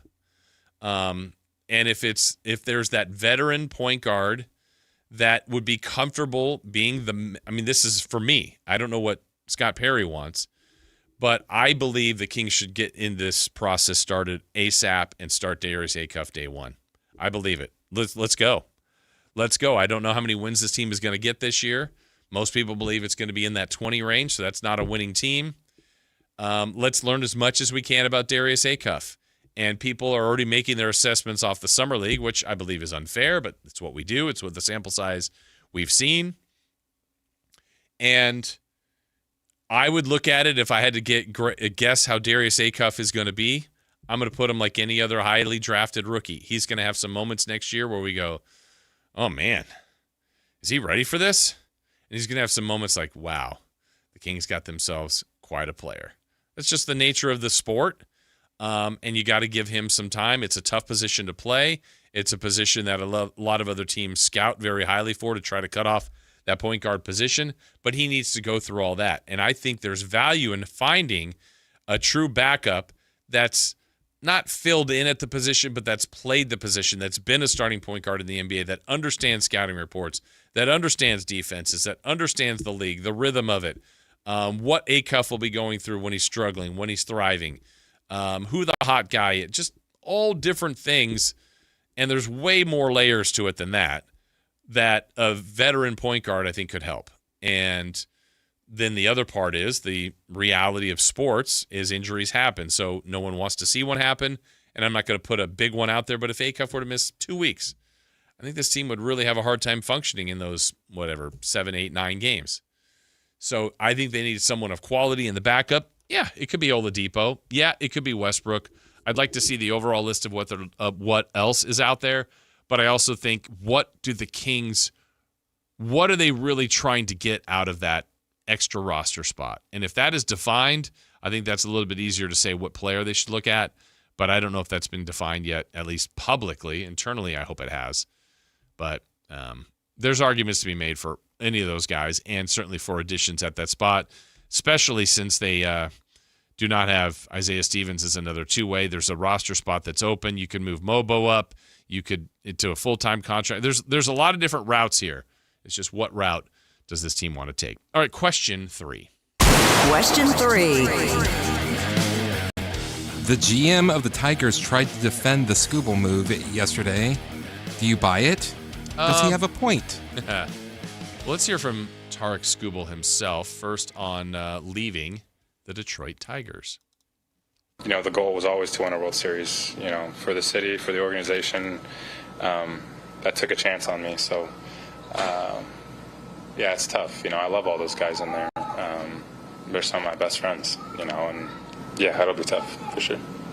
Well, he is a member of the Dodgers, so there's the part of Tarek Skubal leaving, but there's also the part of joining a team that wants him and going to the new team. Here's Skubal on joining the 2-time defending World Series champs. Yeah, yeah, it's exciting. I'm excited. They got a good group. You hear everything across the way. I'm excited, though. And he will make his Dodgers debut today. So about the Tigers GM defending the president defends Tarik Skubal trade in lengthy breakdown, basically said that he's very confident in what they're doing. Look, there's a couple different ways to look at this, and this has created a big stir amongst baseball fans and non-baseball fans that are saying this is why the sport is broken. I said it yesterday with Dave. I don't think the trade itself represents like the end of baseball. Where the end of baseball is coming is in the upcoming labor agreements, and this could also lead into that, where if the Dodgers turn around, because right now he's a free agent coming up. So this could be just a couple-month rental that costs him a couple of prospects, not their highest prospects, but a couple of prospects, and he moves on and signs a free agent deal with another team. But they turn around and sign him after having already this high payroll. That's the problem with the sport. No salary cap, limits to, no limits to what people want to spend, and the Dodgers have been spending wisely, aggressively, deferring payments. That's the other big issue. And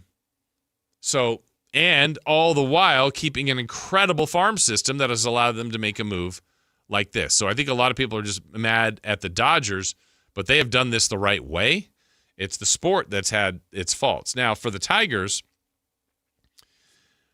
they got something for Tarik Skubal. If they felt they were in a spot where they couldn't sign him, which I think they were at that spot, or weren't going to be able to sign him. And the other part of this is the offshoot of the impending labor agreement. Like how much of an impact or lack of agreement did that have? And so, trying to go into a free agency decision on, how much we're going to sign a player for when what are the rules going to be?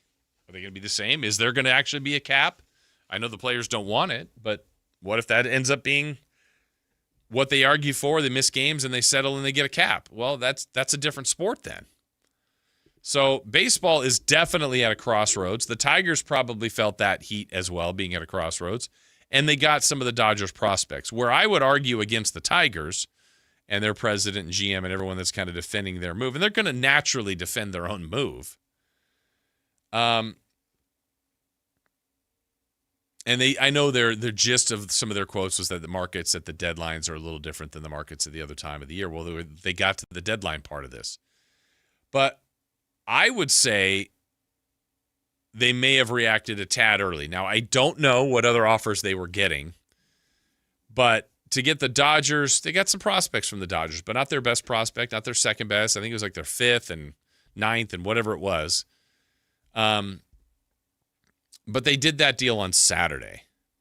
There was still all of Sunday and Monday up to the deadline. That it just makes you wonder, with all the movement that happened yesterday, all the calls that were being held and taken place, what could the Tigers have gotten if they waited longer? That's my beef. I don't really have a problem with him defending their move. And again, I can read you part of their statement, but it's a long one. Basically, we came into this very well prepared. We came into this with a firm idea of the type of deal that we wanted to ultimately land. And we had a deep understanding of what every organization had to offer. I think there is a unique dynamic with a player like Tarik Skubal. Markets at the deadline for the top players are just different than the rest of the market. So I understand the intuition that, hey, you're supposed to wait until the very last second on a deal and pull the trigger the very last second to maximize return. Exactly the point I was just making. That's not how markets for top players work. Okay, so now he's hopefully educating me on that. There was no team that was pursuing Tarik Skubal that was waiting to see if they could get someone else and then pivot to Tarik if they didn't get him. They weren't these markets forces that were ultimately affecting that what each team's appetite was for a package to land Skubal. It was very clear in all my conversations with the teams that we talked to. The market was the market. The teams that were in, and the teams that were out were not. Or were out, I should say, or they were not in. And there's a little bit more to go on. So that's their knowledge of the situation. I still, I think it's like any kind of negotiation. I don't personally think that's different. Now, he's going to explain it his way, and in the end, maybe he is right. But I think the Dodgers wanted him. There were talks that the Brewers wanted him. Some of these other teams, could the Cubs have wanted him? I mean, they got Gossman. There's some National League teams that probably think they can maybe get the Dodgers this year. The Dodgers have been really good. They still have a little bit of injury, especially their pitching staff. But here comes the best team in baseball, got the best pitcher available. And main reason why is they went for it. They were aggressive. What were the Brewers offering? What were the Cubs offering? What were the Yankees offering? What were the Red Sox offering? What were some of these other teams, the Phillies? What were they proposing? And so the Tigers reacted. That's the tough part about sports. Now, where baseball had a cap, this is where the big difference would be. Now you're talking about swapping salaries, right? Like when we always say, oh, yeah, NBA trade Zach LaVine. Well, you need 40-something million to come back. Well, if the Tigers are trading Tarek Skubal, now the Dodgers all of a sudden are talking about, okay, well, we'll give you prospects and Mookie Betts, prospects and Freddie Freeman, prospects and Will Smith, whoever they were looking to add to their team. That's like draft picks and $30 million NBA player, right? It's the same kind of thing, but in this case, baseball did not have a cap and does not have a cap, and I don't know where that's ultimately going to go with their conversations in the offseason. But it made for an interesting time for executives, a lot of movement yesterday. We'll get into some more of that movement coming up at 8 o'clock, maybe going through the winners and the losers of this. And, the true impact of the day-to-day of the sport. Like yesterday, already some of the players, the one thing that's kind of cool about baseball, like the trades happen and they're already playing on their teams. Like yesterday, Garcia, the new Yankee, homered. I was watching some of the Astros, who was it? Blue Jays. And they traded Dalton Varsho from the Blue Jays to the Astros. And now he's playing against his former team. He's already in the city. It's crazy that it can happen that fast and the impacts will be made. And as baseball gets to, we're past 100 games now. We're in the final, 50 or so. You look at the division races in the American League East, you've got Tampa Bay. What do they clear the Yankees? Yeah, about 3.5. You got the White Sox 3 up on the Guardians. You have the Astros now building a 2.5-game lead on the Mariners and the Rangers of the National League. Division races aren't that close at all. You got a 7.5-game lead for the Braves over the Phillies. The Cubs are 5.5 back of the Brewers. And the Dodgers, they're 9 up on the Diamondbacks. So right now, the best part of baseball, the best part of the races are the wild card. Yankees are clearly the wild card leader in the AL. Boston on that great run, and they were aggressive at the trade deadline. Number 2, Guardians currently sit in the last wild card spot, but you've got 1, 2, 3, 4, 5, 6 teams within 4 games. So that makes that competitive. And then the National League, Cubs lead, followed by the Diamondbacks and Phillies tied for the second and third wild card spots. And they've got 1, 2, 3, 4, 5, 6 teams within 6 games. And then there's the gap. And the gap on the other side of that, there are your San Francisco Giants at 48 and 65. So work to be done by all of the teams. So there you go. That is 3 for Madness, 3 questions, 3 answers. And we'll get some of your reactions to those as we continue here on the show. Let me see. What do we have here on their text line? That was talking about the Kings and their wild card, a part of this. The biggest wild card for the teams this year is Keegan Murray. He needs his game more than anyone. Levine, by having a good start, can take the focus off Darius. I'm going to bet that the Kings blow by the 21 in the hook, put that on the airwaves. Yeah, go above the 21.5 win total. I know that's a number Dave believes they'll go over as well. So you want to get into some of those topics that we talked about. Do the Kings need that backup point guard? The Giants at the trade deadline, and certainly the Tigers defending just kind of the state of baseball, defending that move and trading a guy like Tarek Skubal. All right, when we return, football on television, there's something about it that is capturing everybody's eye and has for years and continues to do so. Whether it's college football games, NFL games, the packaging of NFL, Hard Knocks debuting today, the red zone. Football just seems to have it. What is it about it? Can other sports find that magic? We'll talk about the official beginning of football with the debut of Hard Knocks next. This is Sactown, baby! Follow Sactown Sports 1140 on Facebook at facebook.com/Sactown Sports. To keep tabs on the Kings, 49ers, UC Davis, and the entire Sactown Sports lineup all season long. Facebook.com/Sactown Sports. Your local sports leader, Sactown Sports 1140. Progressive presents The Museum of You. We begin our tour with a unique piece, a relic from the early big screen television era. Remarkable. Next, we find a juicer, which historians believe has only ever been used once. And finally, compact discs from the emo era. A rare find indeed. Some things should be history, but until then, you could protect what's important to you and save by bundling your auto insurance with a renter's policy from Progressive. Progressive Casualty Insurance Company affiliates and other insurers. Not available in all states or situations. This is the story of the one who keeps multiple buildings running smoothly day after day. Plumbing that flows, HVAC that hums, cleaning supplies that keep surfaces sparkling. That's why she counts on Grainger. With easy reordering online and 24/7 support, Grainger helps her keep the products she needs on hand. So shelves stay stocked and buildings stay ready. Call 1-800-GRAINGER, click Grainger.com, or just stop by. Grainger, for the ones who get it done. With 25 award-winning years in Northern California, Ashton & Price is your local injury law firm. Pro attorney tip: if a firm presents as local but they're in LA, red flag. If your first consultation is not with a lawyer, big red flag. At Ashton & Price, your first consult is with a local attorney, and if serious injury prevents travel, a lawyer will come to you. Still not enough? George Washington's my uncle. At Ashton & Price, no red flags, just red, white, and blue. Remember, for the best advice, don't think twice. Call Ashton & Price. Catch the future of San Francisco Giants baseball right here in Sacramento with the Sacramento River Cats at Sutter Health Park. See tomorrow's stars take the field today and be part of the big league journey. Get your River Cats baseball tickets now at rivercats.com.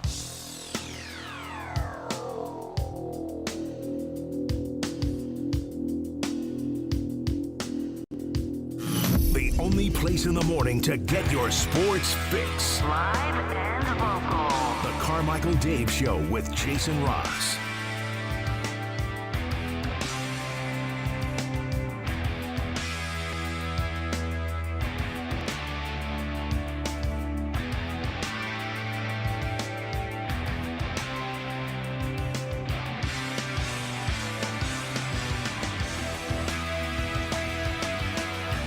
Jason Ross, Christopher Laud. Carmichael Dave sick today. Hopefully back with us tomorrow. As we continue here, Sactown Sports YouTube page. You can watch us, make your comments. Text line, 916-339-1140. Chris, your routine, if I'm not mistaken, if I remember right, you watch football, but you watch primarily the red zone, correct? Yes. For you, what is it about the red zone that appeals to you? You get to see all the games. Yeah. No commercials. Yeah. No. What's bad is people don't like to hear this, is that football, one game feels so boring because there's a lot of time. Most of the game, nothing happens. Yeah, it's not like baseball, where baseball, like, I forget the baseball, percent. mostly nothing happens. No, that's what I mean. It's not as bad as baseball. Like, baseball, I can't remember the percentage of, like, if a game is 100% of time, like, there's, like, 18 minutes of action or whatever. Football, like... I would like to check that more now, just because of the... It's better. Yeah. It's better. But, yes, I mean, you can... Like, you know what they have, and you probably have... Have you ever seen... I was watching it yesterday... MLB's Big Inning? No. It's basically the equivalent of the red zone. Well, what's different about it is, like the red zone, yeah, they'll do the octobox or the multiple boxes a couple times, but generally that's if a bunch of teams are in the red zone, but then they kind of just, you switch and you get a full screen of the game. A lot of times in the Major League Baseball Big Inning, they'll have 4 to 5 screens up, and then one of the boxes will be red, and that's the game that you can hear the audio with. But, you know, you can have it up there and you're like, oh, there's a pitch. There's a pitcher getting off the mound. Oh, there's a hit and a grounder. Oh, play. Like, you can actually see different action, because baseball, you might go 8 pitches between someone making contact. So that lends itself to longer gaps. But there's something about football. Well, ironically, I think it's what I call boring is what makes it so good for red zone is because you can constantly line up, okay, this play's about to happen, go. Okay, this other play's about to happen, go. This play's about to happen, go. And it doesn't feel boring when they switch to one game for, the Bears are driving, they're inside the 20 because they could score on that play, and you might see five plays in a row. And a lot of that is if they're sticking with one game, it's usually in a hurry-up type situation. Yeah. Or they also will bounce back. Like, the Bears got the ball at the 20, and all right, let's see if they can score. And they hand off for a run for 2 yards. All right. We got to score. Like now, update from, Carolina, and then boom, they show you a touchdown. You're like, oh, wow, okay. And then back to the Bears game. And they just keep it moving. I think the red zone is beautiful. I don't know how long it took me to get started in it, but now I can't leave it. I'm with you. That's my Sunday is the red zone. I always try to watch the full Niners game and the full Raiders game. The Raiders games, though, now aren't being shown here as much or as consistently, and that's just more of a preference for me. I like to watch the Raiders play. But you're right. When you get to the Sunday night game, the days you've watched a lot of football, but that feels a little bit slower. The weird one to me is the Sunday afternoon red zone, because sometimes there might be 3 games, and it's just like the morning when there's like 9, it flies. Yeah. Well, that one, the tough one is when there's a bad afternoon game. If there's like a total blowout or neither team could get things started. Yeah. And it's just like, okay, we're just going to go in between these 2 games. Yeah. Let's go back to the Cardinals and Patriots. And you're like, it's 37-10. And also, it's the perfect thing for FOMO. Like, you're not going to miss anything. And fantasy football. Like, it all just, like right now, football has it. Like, they just have it. Whether it's people play fantasy sports, but I feel like most people play fantasy football. Hard Knocks is debuting tonight for another season.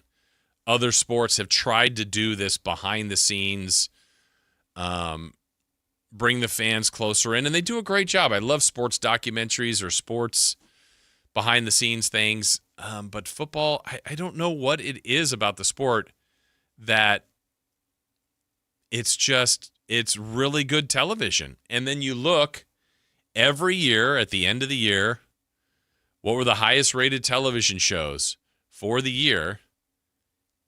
And almost all the times it's football games. The Super Bowl, AFC, NFC championship games, highly important regular season games. Football just does so well. And I still don't know that some may argue, and I don't know if you agree with this one, Chris, but some argue the reason for football's success is that they don't play every day. Like there's just a limited number of games, but the limited number of games is a necessity. It's a violent sport. But, they're trying to put football on more days and in more networks. I don't feel like it waters it down. Do you think there's anything to that just there's less games that's appealing, or is it just the way the sport is set up? I think it's just the way it's set up. Yeah. I think that a week 2 game is really important. It is, compared to, week 15 might feel more important because you're playoff seeding, but we wouldn't have lost that game in week 2 to the Falcons. That one's still hanging on. Like every week it's great storytelling. And, if basketball played less games, if baseball played less games, would that be better? Some would argue yes. Ironically, how college football is set up now, not every game matters as much. Not as much, but they still do. It feels like the NFL is the one where the games matter the most. Yeah, college had it where every game was critical. Like maybe the first game didn't matter because you could run the board and yeah. And that was actually one of the beefs I had with the sport. I go, wait, I don't like that if you're number 1 versus number 4 in week 1 and you lost, the loser of that game could recover, but you could get to week 12 and have number 1 versus number 2, and they're both undefeated, 2 loses, and maybe they're out of the playoff picture. Like, because they lost in November to the number 1 team that wasn't a preseason ranking. This is a season's worth of work. That doesn't make any sense to me.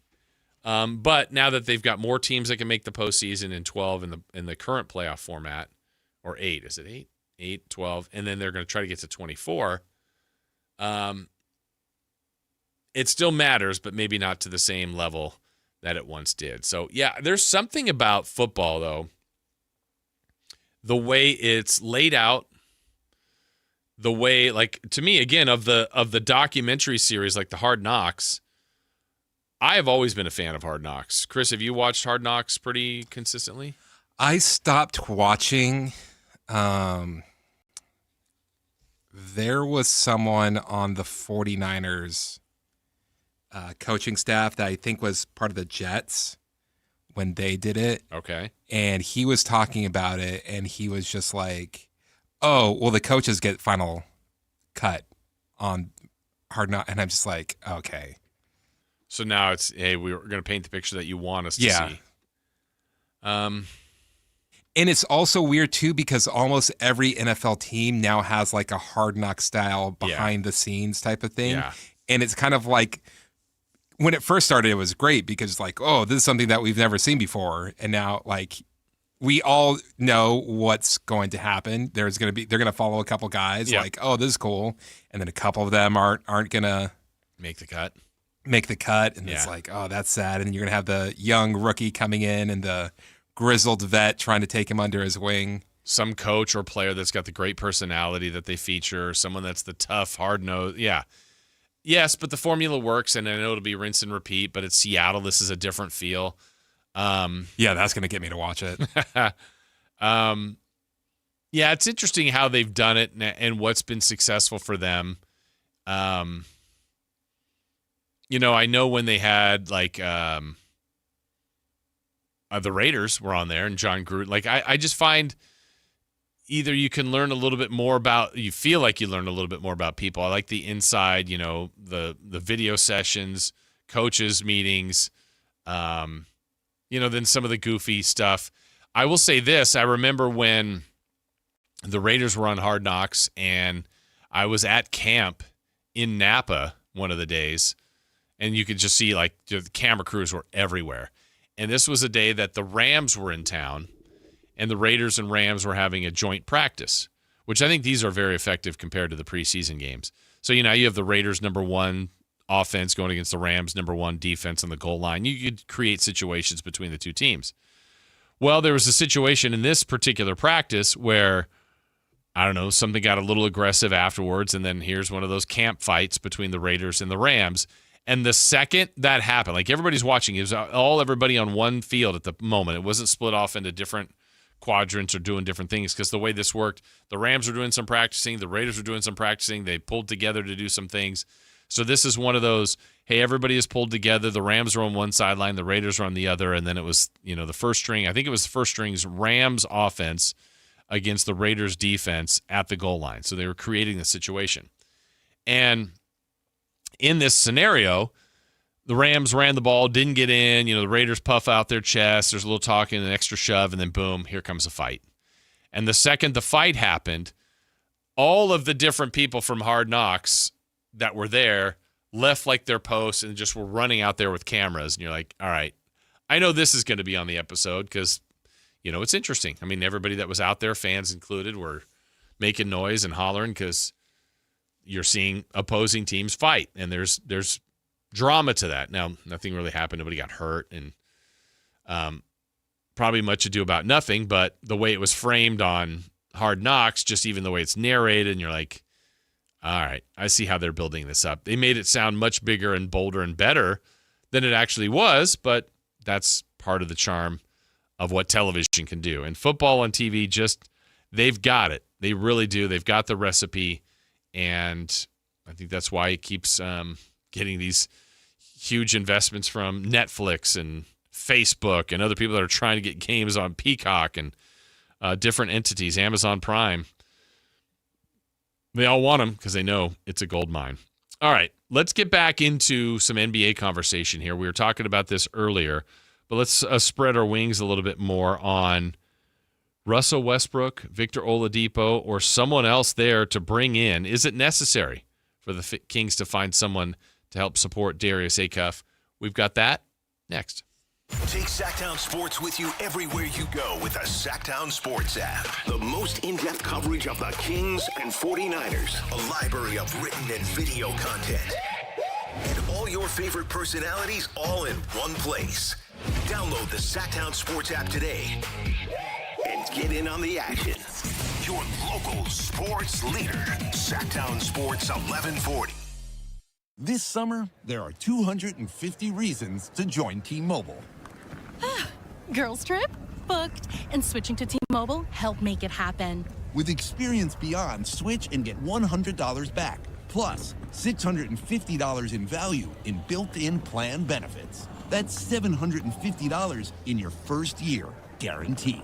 And honestly, that $100 back, I'm putting it towards the zip line. Now that's how you do summer. Exactly. Best switch I ever made. This is just one reason to join T-Mobile this summer. There are 250 reasons. Find yours. Savings based on the value of benefits included with Experience Beyond, like entertainment and 1 year of AAA Classic and Dash Pass on us. Benefits may require activation. See plan for details. Get $100 via virtual prepaid MasterCard with eligible ported, no cash access, and expires in 6 months. Issued by Sunrise Banks and a member FDIC. Allow 8 weeks. The one and only Monster Jam. See the world's best drivers tear up the dirt in your favorite Monster Jam trucks, like Gravedigger, El Toro Loco, Sparkle Smash, and more. Only at Monster Jam. Brought to you by Morgan & Morgan. Visit MorganMonsterJam.com to save 25% on ticket face value, courtesy of Morgan & Morgan. Visit website for restrictions and details. Coming to Golden One Center August 15th and 16th. Sleep Number's new collections are designed to adapt to the changing nature of your life and your sleep needs. Whether it's the personalized comfort of the new Comfort Mode mattress, the targeted pressure relief of the Comfort Next mattress, or the Climate Collection that actively cools or warms to help you fall asleep and stay asleep. And now, get early access to our biggest sale of the year. Save 25% on the new Comfort Next Luxe for a limited time. Only at a Sleep Number store or sleepnumber.com. This is the story of the one who keeps multiple buildings running smoothly day after day. Plumbing that flows, HVAC that hums, cleaning supplies that keep surfaces sparkling. That's why she counts on Grainger. With easy reordering online and 24/7 support, Grainger helps her keep the products she needs on hand. So shelves stay stocked and buildings stay ready. Call 1-800-GRAINGER, click Grainger.com, or just stop by. Grainger, for the ones who get it done.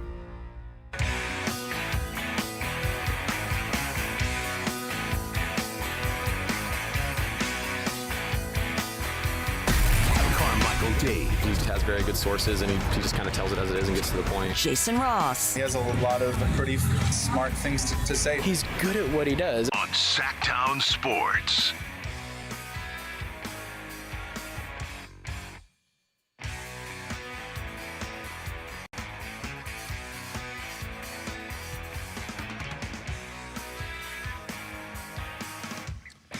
All right, from miserable 49ers fan on the text line.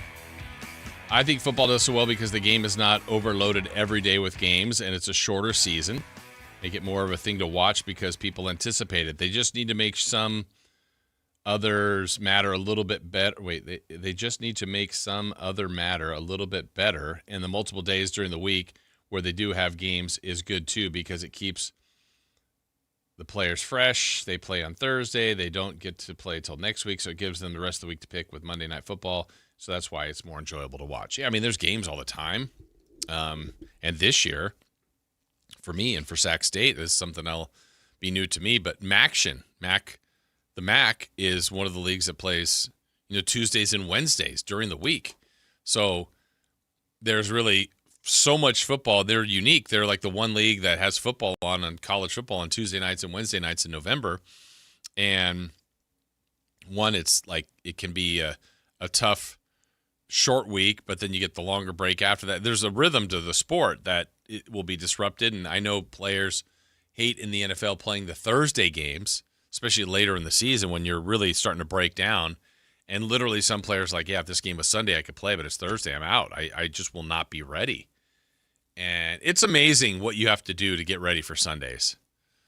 It really is, and how banged up these guys get and how violent the sport is. But that's the way it goes. That's the nature of it, right or wrong, but that's the theater that football seems to have. We'll get into a little bit more of that, too, later in the next hour with the Hard Knocks debut tonight being Seattle, kind of from the Niners angle. Like, I've always been a fan of the actual show, and more times than not, it's been a team, the Ravens, the Bengals, the Texans, Bears. Like, it's like, yeah, okay, but now it's one of the Niners' rivals. How will that sit with you guys? We'll talk about that in the next hour. Also, the trade deadline, winners and losers coming up. But did want to go a little bit further into what we were talking about in 3 for Madness, about the Kings, and is there a need? Or would you welcome back Russell Westbrook or the addition of Victor Oladipo? And the answer to that is yes, of course. But what I got to there is the question I want to pose again. Like, what is the actual need here? What's the thought here? When you draft Darius Acuff at the position you did, when 4 point guards went in a row and you couldn't take the 2 that went before you at 5 and 6, and you picked 7, so you really had the choice between Acuff and Flemings or another position. Kings seemingly wanted a point guard. I think they would have been happy with Flemings. I know they're happy with Acuff. And now you go forward with the intent of, it's one of our higher picks. It's one of the younger players. Look, when Scott Perry kind of laid out where this franchise was and where he wants to get them to, they're not quite close to where they want to be, right? They either, if you're going to be a team that struggles, one of the worst things you can be is a team that, one, spends a lot of money, which the Kings were doing and have been doing, and 2, has older players. If you're old and you're spending money and you're not good, that's the worst of the combinations. If you are not that expensive of a salary cap team, you're young and you're losing, well, there's some hope for the future. Doesn't mean you could get there, but you go, at least we're young. We've got some cap space available. This team can do this if done right. So with still having the veterans, some of them, and surplus now a little bit more of younger players, the Kings are still, to me, this feels like a weird transition year that we're not even through yet. They haven't even started it. And what the transition is to either clean up some of the salaries, and basically their largest salaries are a couple of veterans in Sabonis and LaVine. We talked a lot about LaVine yesterday, and now where he has kind of an advantage of being a guy that's in the final year of a contract. I don't think there'll be any intentions to buy him out, at least not till after the trade deadline. That's my belief. And you get the best of Zach LaVine. Go play, go shoot, go score, go be efficient, go be an athlete, go do things at that 2-guard position that not every 2-guard in the league can do. Some can do it better, but Zach LaVine's a good 2-guard. He has flaws, like every player, but are you going to look at what he can't do, or are you going to look at what he can do? You got to look at both. You got to be aware of both. But if you're trying to highlight what's best, that's the efficiency, that's the 3-point shooting, that's the athletic ability, that's the speed. And I think him and Acuff could be a nice backcourt offensively. I have a lot of questions about them defensively. That's if we're looking at it from that perspective. But on the good side, offensively, I like what they could potentially be. So to me, when you draft Acuff, I would go with that right away. Let that be the starting backcourt with its flaws and all. Let Acuff go through the bumps, the bruises, the mistakes, the good games, the bad, the shining moments. What I've said about him so far in the early observations, I love his demeanor. Absolutely love it. I think he is unflappable, appears to be. And then that's the appearance. And I know one of the post-game interviews he had after a win, he was not happy at all with the way he played. Now, he's a tough read when you just watch him on the court, which is good. Is he happy? Is he sad? Is he stewing? Is he mad? Is he hanging on to that last missed shot? It doesn't appear like any of that's happening. It looks like he's got the ability to just go on to the next play, which not everybody does.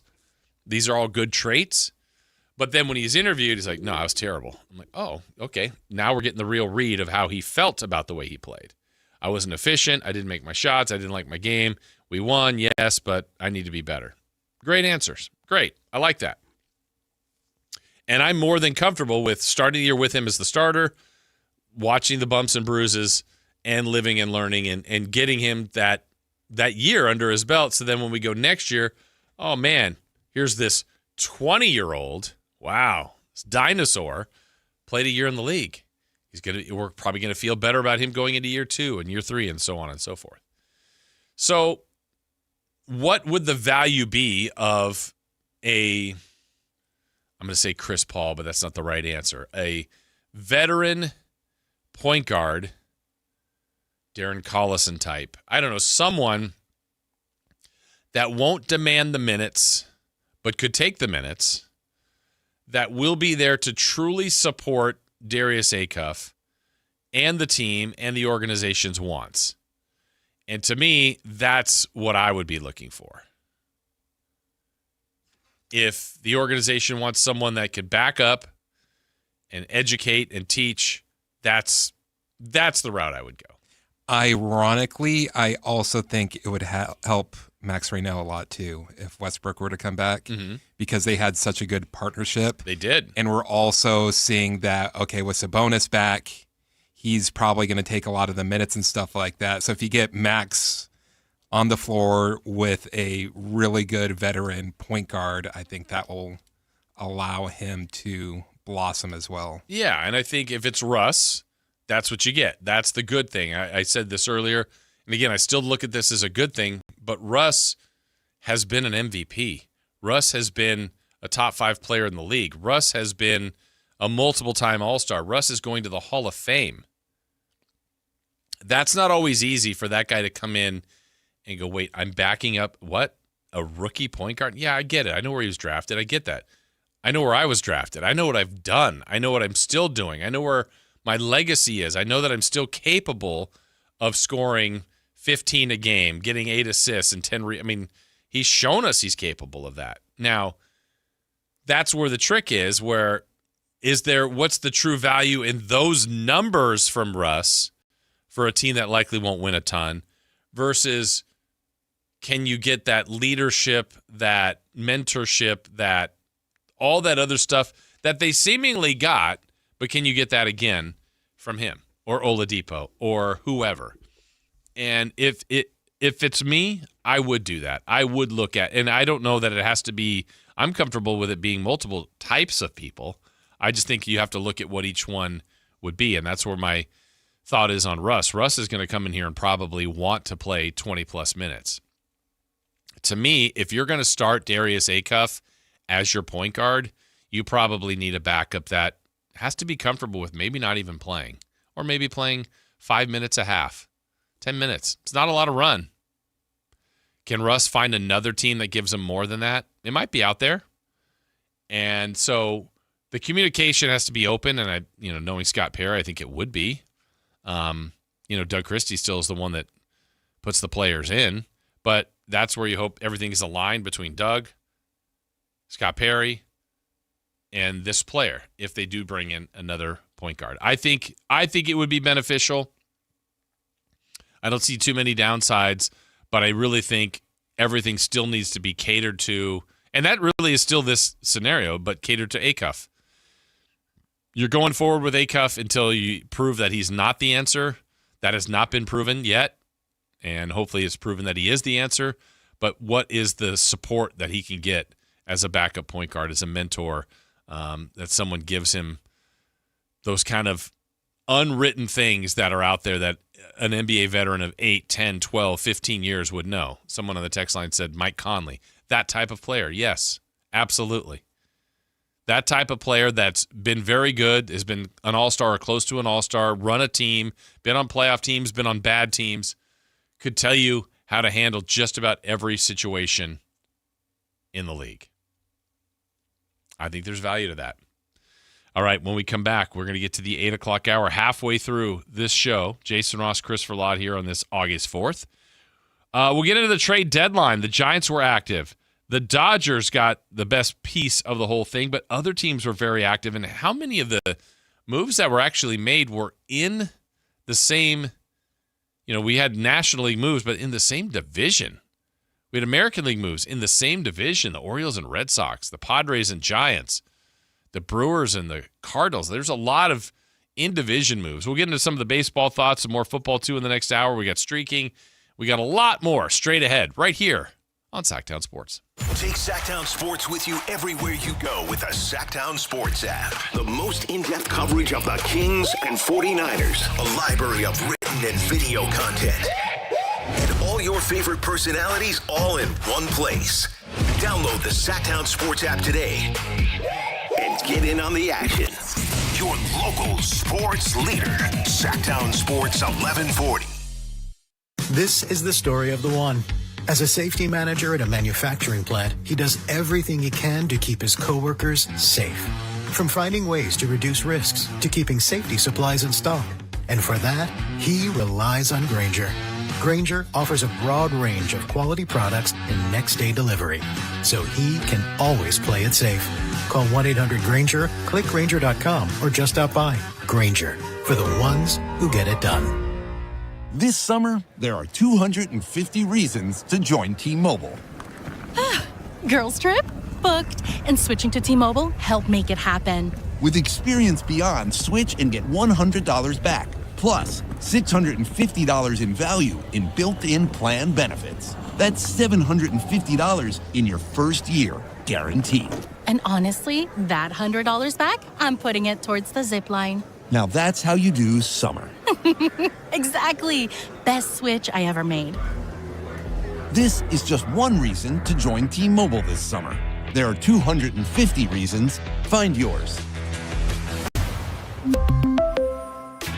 Savings based on the value of benefits included with Experience Beyond, like entertainment and 1 year of AAA Classic and Dash Pass on Us. Benefits may require activation. See plan for details. Get $100 via virtual prepaid MasterCard with eligible ported, no cash access, and expires in 6 months. Issued by Sunrise Banks, N.A. member FDIC. Allow 8 weeks. Now at Lowe's, faster quotes start at the Lowe's Pro Desk. Got a material list handwritten on a sticky note or saved as a photo? Perfect. Bring it to us and get a quote in minutes. And if you don't see what you need on the shelf, we'll help you get it. You can access thousands of products beyond what's available in-store or on Lowe's.com, right from the Lowe's Pro Desk. Build quotes faster and source the materials you need to keep your jobs moving. Just like that, at Lowe's. It's summertime, and Aleve is here to keep you on the go. Whether it's planes, trains, or automobiles, Aleve's got your back. With up to 12 hours of back pain relief with just one dose, you'll get to your destination and be ready for your next adventure. So pack your sunscreen, your shades, and your Aleve. No matter where your final stop, Aleve will keep you moving. From sun up to sundown, Aleve's got your back this summer. Feel Aleve. Use as directed for minor aches and pains. Want the best movie experience in town? Join Sactown Sports IMAX Pass by visiting SactownSports.com. Sign up today. You can win tickets to see this week's films at the Esquire IMAX Theater. Country in the Park 2, presented by your California Army National Guard, October 23rd at Heart Health Park at Cal Expo with Bailey Zimmerman, Russell Dickerson. Plus more. Enjoy line dancing, live DJs, mechanical bull, and food trucks. Tickets start at just $70. Country in the Park 2, October 23rd at Heart Health Park at Cal Expo. Brought to you by Hyatt Vacation Club and Raising Cane's Chicken Fingers. More info at CITPFest.com. KHD1 Sacramento, KYMX HD3 Sacramento. Sactown Sports 1140, your local sports leader. The Carmichael Dave Show. He's on the microphone when he's not on the microphone. He's playing a song, and when he's not playing a song, he's on the microphone, and then boom. With Jason Ross. No, he didn't. Yes, he did. Call or text at 916-339-1140. It's the Carmichael Dave Show with Jason Ross on Sactown Sports.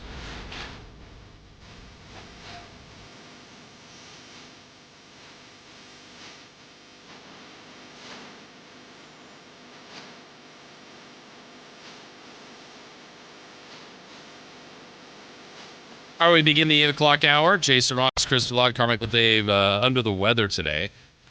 Or just sick. I don't know. One of the two. Not feeling his best. Hopefully he'll be back with us tomorrow. Matt and Kayla will be coming up at 10. Drive Guys after that. Stick with us all day long here on Sactown Sports. Again, all things social media-wise, digitally. You can check out our work on SactownSports.com, our YouTube page, Instagram, X, all the different things that you follow people on. We appreciate you do that. As we continue here. Letterboxd. Where? Letterboxd. What is that? That's the movie review. You could follow us there? Maybe I should start one. Okay. What you can you can create your own? Maybe I should take suggestions for sports movies, and I start the Sactown Sports letterbox and give my reviews on the sports movies. The fake movies that we're suggesting, you're going to give a review of. Fake movies. No, you said maybe people can create some sports movies. No. They tell me what their favorite sports movies are, and then I review them. Okay, I'm going to give you a couple of examples. Ready? Let me write these down just for my own sake here. So give me an example of what happens. It's literally a movie is out, and then like Devil Wears Prada 2, and then people review it? Yeah. Okay. But it's every movie. Every movie's on there. Okay. So, but this is your review of it. Mm-hmm. I just want to see. I have an idea there. Let's go with that one. And okay. I'm going to give you 3 movies that I would like you. How would you? And what is it? Just a couple lines on the movie, or whatever you want it to be. Okay. The first one I would submit to you, Chris Verlaud, as a review would be Little Giants. See, I need to see these movies again so I can. You've seen them all 100 times. Huh? You've seen them all. Yeah, but I've got to be able to see it so I could like maybe pick something out of it. I know, but what would be your just general thought? Like right now, hey, Chris, I've never seen Little Giants. What would your review of it be? Which I have seen it, but. It would be 3 stars. Out of 5, right? Yeah. Okay. I need to see more of Rick Moranis and Ed O'Neill together. Oh, that's where they missed too much on the kids? Huh? You need no. more? No. I need more of them in other movies. Oh, okay. That would be your write-up on it? Yeah. Okay. Well, you're telling me this on the spot. I know. I haven't seen the movie in a long time. I'm creating it for you. I'm telling them to give me a movie. I will watch the movie, and then I will review the movie. Okay, I'm going to give you a second movie that I know you're going to have an opinion on. Without wanting, you're not going to say, I need to watch this. Ready? MacGruber. Draft Day. Draft Day. Terrible movie. Why don't you need to see that again? What if the Moneyball had a whole bunch of commercials? Draft Day. Commercials. Yeah.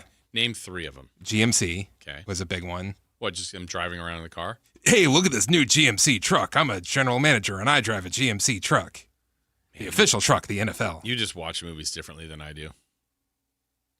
And what else? No, that's it. A bunch of commercials was one. No, that's my review of Draft Day. I know, but you said it's if Moneyball had a bunch of commercials. I haven't seen Draft Day. I'm breaking down the flaw. I haven't seen Draft Day since 2019. Maybe it's better than you think. Wait, when did that come out? 2015. Okay. The third movie I wrote down is Semi-Pro. In the words of Hank the High Flyer, the most realistic basketball movie of all time. And I cannot disagree. Yeah? 5 stars. 5 stars. Okay. Shout out to the G-Man for... Dick Pepperfield. For joining the movie. Yeah. Okay. Well, we'll work on this. We'll work on this project. Work to be done. See if anybody... I think I might have to get permission to do it. Be Like Walter says, annexation of Puerto Rico, good knowledge, great play in the Little Giants. Chris just wants an excuse to open an account. I already have an account. Okay. Yeah, Chris doesn't really need any help with movies. He either has accounts, has every streaming service, has a movie card. Oh, Movie Pass was the best back in the day. I talked my friend into getting it, and he's just like, well, it's cheaper if I get the annual subscription, so you pay for the year up front, and then it ceased to exist 2 weeks later. How much did he lost his money there? Love you, J. Ross and Verlad. Great show today. Oh, thank you, 916. Thank you for that.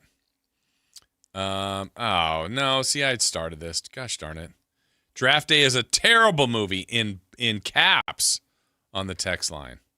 So you know they mean it or they're yelling. One of the two. And if you want to follow me on Letterboxd, it's Paniatology Center. Glory Road? I didn't see Glory Road. Did you? I did not. What's that one? Glory Road. Is that the basketball movie? Yes. Oh, yeah. I like that actor. What's his name? Clint Eastwood. No. Josh Lucas. It's kind of a takeoff of the Texas Western basketball team in 1966. Okay. Gotcha. No, I did not see that. Glory Road. But Josh Lucas is a good actor. So I'm just looking at my letterbox right now. I don't have a lot of sports movies that I've reviewed. The only one I could see is Mad About Mambo. What is that? It's a high school student tries to improve his soccer skills by practicing dance and falls for his dance partner. Okay. With the background of Northern Ireland. Brian Cox is in it. Kerry Russell is in it. So for Mad About Mambo, I gave it 3.5 stars and said, Mad About Mambo, more like Psycho for Samba. Because he learned Samba. He never learns Mambo in the movie. Okay. I just got a request on the personal text line to review Slam Dunk Ernest, which this might be a surprise to you. I have seen before. Oh, I had too. That was when, I know we said it yesterday, but during, not we say COVID, but like literally when sports were shut down, Dave and I and Jay Mars at the time, we picked a movie a day. Gee, I wonder who picked Slam Dunk Ernest. Who do you think? I think the person that texted me. Oh, he did? Yeah. Okay. Hey, Jay. He must have heard that Dave's sick. Yeah. Jay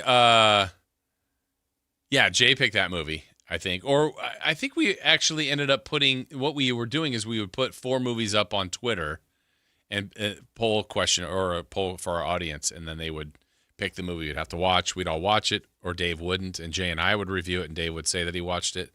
But yeah. I'm guessing you guys didn't watch The Scout. No. No, that one was not reviewed. Which is one of my favorites. The one that we did watch that you and Dave always talk about, and I know Jay liked this one. What's the Van Damme? Double Team? I think. Or Bloodsport. Bloodsport. Is that the one with the guy Ogre from... Yes. Yeah, Bloodsport. I thought you were talking about Double Team with Jean-Claude Van Damme and Dennis Rodman. No, it was not that one. But we did see Ernest, the basketball one. Yeah, we watched a lot of movies. It was fun. I should have been in charge of that. I would have picked great movies. What's the first one you would have picked? The Scout. With your guy Steve Nebraska? Albert Brooks. As far as sports movies, like it's been a while. What's coming out this year? Sports movies coming out. Everest, The Other Side. That's not really a sports movie. Mr. Irrelevant. What's this one about? Brock Purdy. Brock Purdy story. I don't know. Let's see. Release date is Christmas. What's that? The last sports movie I saw in theaters was Him. Oh, was that? Oh, that was the Marlon Wayans or Damon Wayans? Marlon. Not Marlon. And not Damon. One of the other Wayneses. Where he's a quarterback, but it's like a scary movie? No, Marlon Wayans. Okay. Yeah. It wasn't. It wasn't scary? It wasn't that good. All right. Let's see. Mr. Irrelevant, a 2026 sports docudrama. It tells the heartfelt story of an inspiring, enduring impact John Tuggle had on his team and teammates after being drafted by the New York Giants. class in the NFL draft. I guess F1 would be one. Oh, Madden's coming out this year. Oh, that's right. With Nicolas Cage as that was so weird casting, but what's him as Madden, and it's Christian Bale as Al Davis. Is that right? Yeah. Okay, both seem very odd choices, but if you've seen the picture here, I'm going to show you. I've seen the picture of Cage as Madden. He actually looks good, but that seems like a really weird. Well, you know how Christian Bale is with he's such a good actor with getting into like changing his body to, right. I guess I got to give people credit for that's a skill, and to the actors that get in like incredible shape, like Will Smith looked amazing in Ali. Just to be able to play, you want to portray movies the best way possible, and actors, and especially if they're real life figures that we've known. The other movies where the characters we don't know, that's fine, but you still want to do this in the best possible. You sent it to me. Oh yeah, here you go. So what did you send me? Christian Bale as Al Davis. Okay, I'm gonna look at this picture and see what we got here. Wow. That's incredible. And I would say you were closer to the Raiders organization than most people. You have a pretty good idea what Al Davis looks like. Wow. Okay, if you sent me that picture, I would go, all right, that guy looks like he's trying to be Al Davis. And then you say, who is it? I would never, let me see. I guess I can see it, but I'm really, because I know it's him. Otherwise, I don't even know if I'd ever get that's Christian Bale. I just sent you them both together. Nicolas Cage looks like Nicolas Cage. Yes. Yes, he does. That does not look like Christian Bale. Nicolas Cage. It is Nicolas Cage. His face. I mean, and truly, he's the guy who's been in Face Off, but it's his face. He can't be Castor Troy and remove that and be John Madden. He is just Nicolas Cage. What is that? Is that in theaters or is that on like a? I think that's going to be in theaters. Okay, for sure. And is it Madden? Is the name of the movie or is it yes. the rate? Okay, yeah, I'd be interested in that. John Madden was such a great character, like but larger than life. I know there was a story, and maybe I've told this before if you haven't heard it. There was one of his early years when he was in broadcasting after being a coach. There were a lot of people that were just enamored by him. John Mulaney and Katherine Hahn are going to be in it. What are their roles? This is going to be... So it's a comedy-ish? I don't know if it's Trip Hawkins. I know that name. Oh, he's the EA Sports guy. Okay. And Katherine Hahn plays John's wife. Okay. But when John Madden was first asked to broadcast, he was an engaging personality, very likable, fun quote when he was a coach. There was a story of when he was doing one of his first games, or he had done a game and they loved him. And then the second game, they were having some technical difficulties.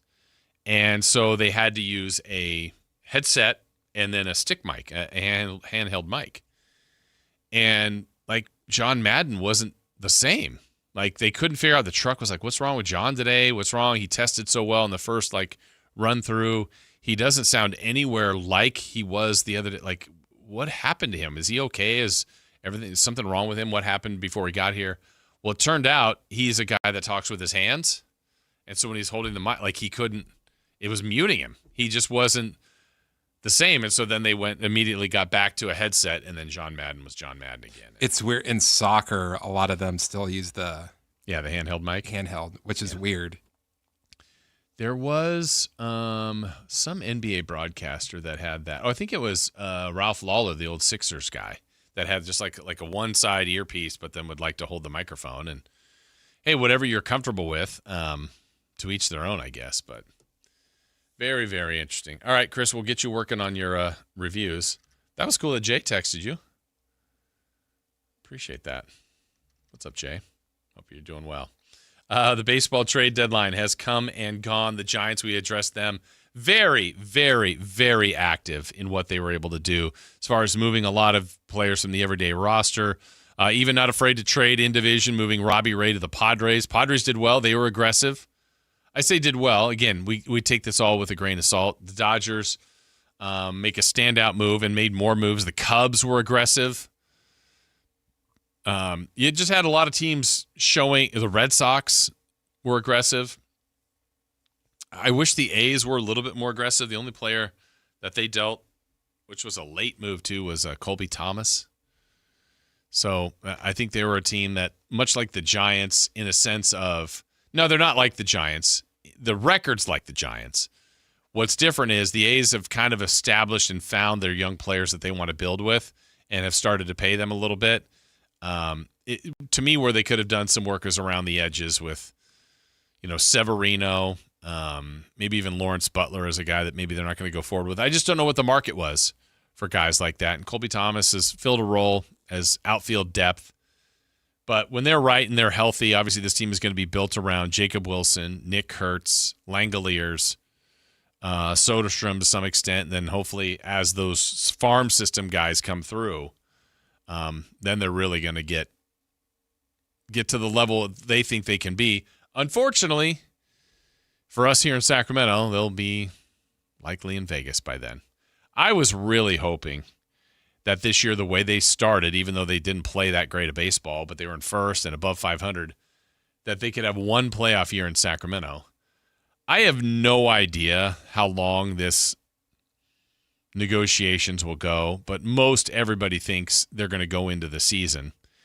And to have one side that wants a cap and the other side that doesn't, I mean, that's not like, hey, they're a few dollars away in negotiations, or this is something that they could find a happy medium.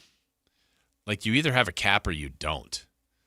So what other things could the owners go, yeah, we'll give that up if you give us this, or vice versa? What are the things the players will go, all right, if we take a cap, we want this? And I just feel like Chris, you're an example of this. Like, I'm into baseball. You haven't been. It won't hurt you if they miss time, but like, I don't even know what baseball can do to get you back. You probably have lost cause at this point. Yeah. And like, the tough thing is, and this isn't just a baseball thing, this is in everything. This is every event type of thing. It's so expensive. So, yeah, you're just talking about, but like, you wouldn't even watch like a free game on TV. You're just not even that interested. No. Yeah. And I don't know what they could do. Like, you went last year to a baseball game. Went to a couple of baseball games. But partly because you found a great deal at an A's game in the Solon Club, and you got more than just the game. Like, you watched the game, but you mingled. And could not tell you anything about the game. Yeah, but you had food, you had drink, but that was I will say that I enjoy going to a baseball game. Yes. But you're not going to sit down and watch one. No. Most likely. I mean, barring, hey, I heard the World Series is in Game 7 and this is exciting. I will say that because you know how much of I was a big Red Sox fan. Yep. I really like them. And I just absolutely despise their ownership to the point where it's just like, I don't want to watch these games. I don't want to watch them sell all of their best players and like the defense being like, oh, well, like, we got to make a profit too, type of thing. So it's just like, but as a just a pushback, why is football different? I don't have a team. No, not in the. Well, I don't like, maybe if I had but you're watching a football game, that game's expensive. But that's also with fantasy football. Yeah. So I get something out of that. Basketball games can be expensive. Like, all sports are expensive. Yeah. It's too expensive now, all of them. I say too, it's just going that way. The World Cup, I mean, those tickets were ridiculous. Or when you hear like, hey, asking price for this Wimbledon event is this, I'm like, what? What happened to, or whatever it is, the Olympic tickets in LA in 2028, the World Cup, the Super Bowl. I mean, I know we're talking about prime events, but this MMA fight, this, there's something like, for you to go to that baseball game last year, it was a great price in the Solon Club, which is a nice venue up there at Sutter Health Park. Appears people have found out about it. But you also had a nice food selection and drink selection. It's like those are some of the things that's going to get you to the park, as opposed to like, hey, but I'm going to see Team X. I say that this is bad because, like, if the A's say for some reason, like, hey, Vegas fell through, A's are actually staying in Sacramento. And we've got a great deal. It's $25 all you can eat pass with your ticket. And I would go to games, but I don't think I'd watch them at home. Okay, well that's okay if you like. So I'll do another example. Somehow we get expansion in 2031, and part of the gimmick is 2031 Sacramento residents or whatever, $31 season tickets. I'm making something totally up, which will never be the case. You say that Manchester City actually did a thing for like around the stadium. They're selling $10 seats.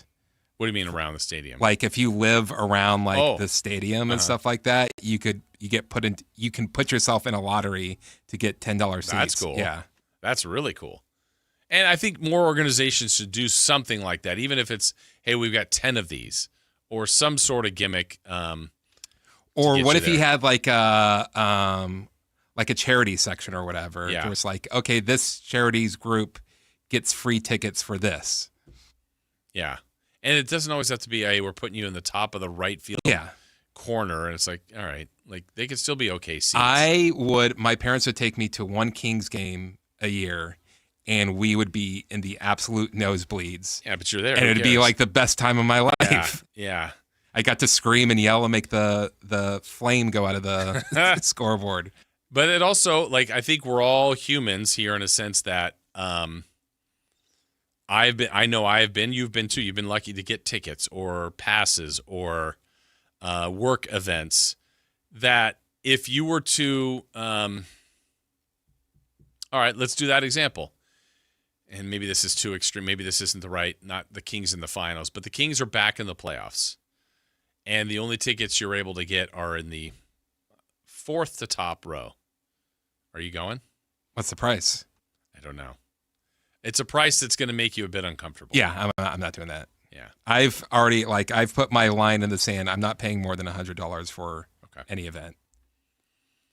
At what point? And I'm lucky enough to where I've got connections to where I can go to games. Yeah. And 100 at one point was like $100. That's a lot. Yeah. Well, at one point you're gonna have to move that number, but even then, it's like okay, I move it to 120. It's like it's still the scale will have gone higher than your $20 range is where that'll have gone too. Like the one that was going to make it hard for me was when Oasis came back, and I'm like, okay, I've got to go. But they were great. Yeah, and they didn't have their tickets were $100. I'm trying to think what maybe if you draw your line, is there anything you think you would move on that? And I guess it's all depends. Like, is it 200 or is it 600? You know what I mean? Like, it's like that's a big jump. Because like even when you're talking about, I have the group that I'm part of in San Francisco, the Manchester City supporter group. We had some guys go to the Champions League final, which is the Super Bowl of soccer. They paid $120 for the tickets. Like, yeah, that's doable. I mean, it's still a lot, but it's not thousands. Like, could you imagine just like, oh, the Niners are in the Super Bowl. Yeah, I'm going to get tickets. Oh, it's $150. Yeah. Do you know how much better the atmosphere would be? I agree with that. But that's not going to change, sadly. I don't know how you change that. I don't know how it's not corporate There is anymore. a way in the NBA that you can do it, but no one wants to do it. It's because they do have revenue sharing, and ownership complains on how much the players make. Well, you know what? If you made less money, the players would make less money, and more people can afford to go, but then you're not going to get an owner that wants to make less money. You're not going to get a guy spending $6 billion for a team saying, I need to make less money. Right. When in the same fact, you could say that person that can afford to pay $6 billion for something really doesn't need money anymore. Yeah. But they're always looking at that higher number. Greed's an evil thing, and greed hits a lot of entities. And that's what's going to happen here in baseball. I don't know if it's greed per se, but you have the Dodgers that are willing and able to spend an unlimited amount of money. Others that could spend more, certainly. There needs to be a floor. There needs to be a ceiling. There needs to be stop the deferred payments. And this baseball potential lockout or probable lockout for a collective bargaining agreement that they can't solve will be a major, major issue for the sport. And even if we get a Sosa McGuire home run off, like after that, I don't know what would save it, because right now baseball has a lot of good teams, has incredible players, but the sport still has drifted. Ironically, the player that got me to watch more baseball was Shohei Ohtani. And then once he goes to the Dodgers, it's just like, screw this. Yeah, then you were done with him. Yeah, you had switched. You were on the Mahomes wagon. You were on the Shohei wagon. It's like, no. Hey, do not let me become a fan of yours, because something bad's going to happen. All right, well, something good's going to happen for us. We are going to come back. We're going to talk about, really, this was a segment tailor-made for Dave. He is out today, but he has always defined kind of the start of football as the start of Hard Knocks. It's back, but we're going to kind of change the perspective on it. It's the Seattle Seahawks, the defending Super Bowl champions. Niner fans, are you watching this? How are you watching this? Are you investigating them? Are you hate watching? Are you not going to watch it at all? We'll talk about Hard Knocks and the Seahawks next. Take Sactown Sports with you everywhere you go with the Sactown Sports app. The most in-depth coverage of the Kings and 49ers. A library of written and video content. And all your favorite personalities all in one place.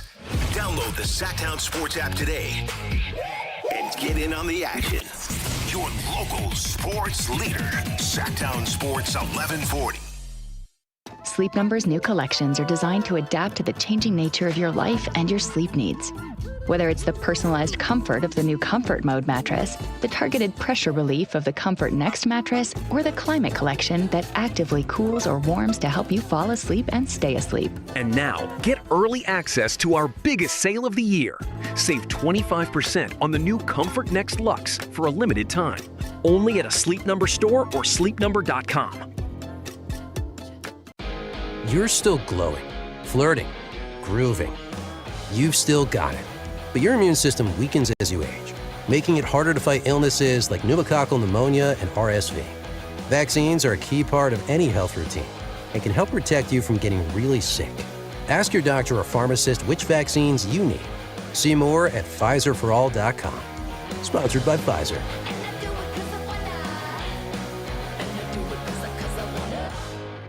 Card collectors know there's nothing as special as a rare one-of-one card. And now you can hear a very rare one-of-a-kind sports card show right here on Sactown Sports. Whitey Gleason here inviting you to join me and Mr. True Sports Cards himself, Emran Pilati, for the True Sports Card Show every Saturday morning at 10 on Sactown Sports. It's the only sports card radio show in the nation. For all your hobby needs, get to True Sports Cards, 6661 Stanford Ranch Road in Rockland. And for hobby, insight, and fun, join us for the True Sports Card Show Saturday mornings at 10 on Sactown Sports. Wands at the ready, baseball fans. It's Harry Potter night with the Sacramento Rivercats on Saturday, August 22nd at Sutter Health Park. Step into a night of magical fun, themed excitement, and Rivercats baseball. Don't miss the magic. Get your tickets now at rivercats.com. If your passion is bass fishing, only one radio show has the action, information, and excitement of your favorite outdoor sport. Ultimate Bass, hosted by Tournament Bass Pro and California Outdoor Hall of Famer Kent Brown, takes you live to where the fish are biting every Saturday morning. Only Ultimate Bass feeds your passion with the latest news, products, tips, and advice from the pros. Ultimate Bass with Kent Brown, Saturday mornings at 5 a.m. on Sactown Sports 1140, part of SEP's Saturday Morning Outdoors. In celebration of 80 years of 49ers football, Sactown Sports is counting down 80 of the most memorable moments that have shaped the team's storied legacy and winning tradition. Here's today's faithful flashback. Number 27, trading for Christian McCaffrey. Christian McCaffrey has always been highly regarded since his days at Stanford. While in Carolina with the Panthers, he was producing, but it wasn't resulting in enough wins for Carolina. With the Rams targeting him to give LA some juice, it was the 49ers who swept in and got him. On October 20th, 2022, the 49ers got CMC from Carolina in a blockbuster trade, sending 4 draft picks to Carolina. The move, which bolstered the 49ers offense, was lauded as an A-grade move long-term, and CMC is still going strong to this day. Faithful flashbacks on Sactown Sports 1140.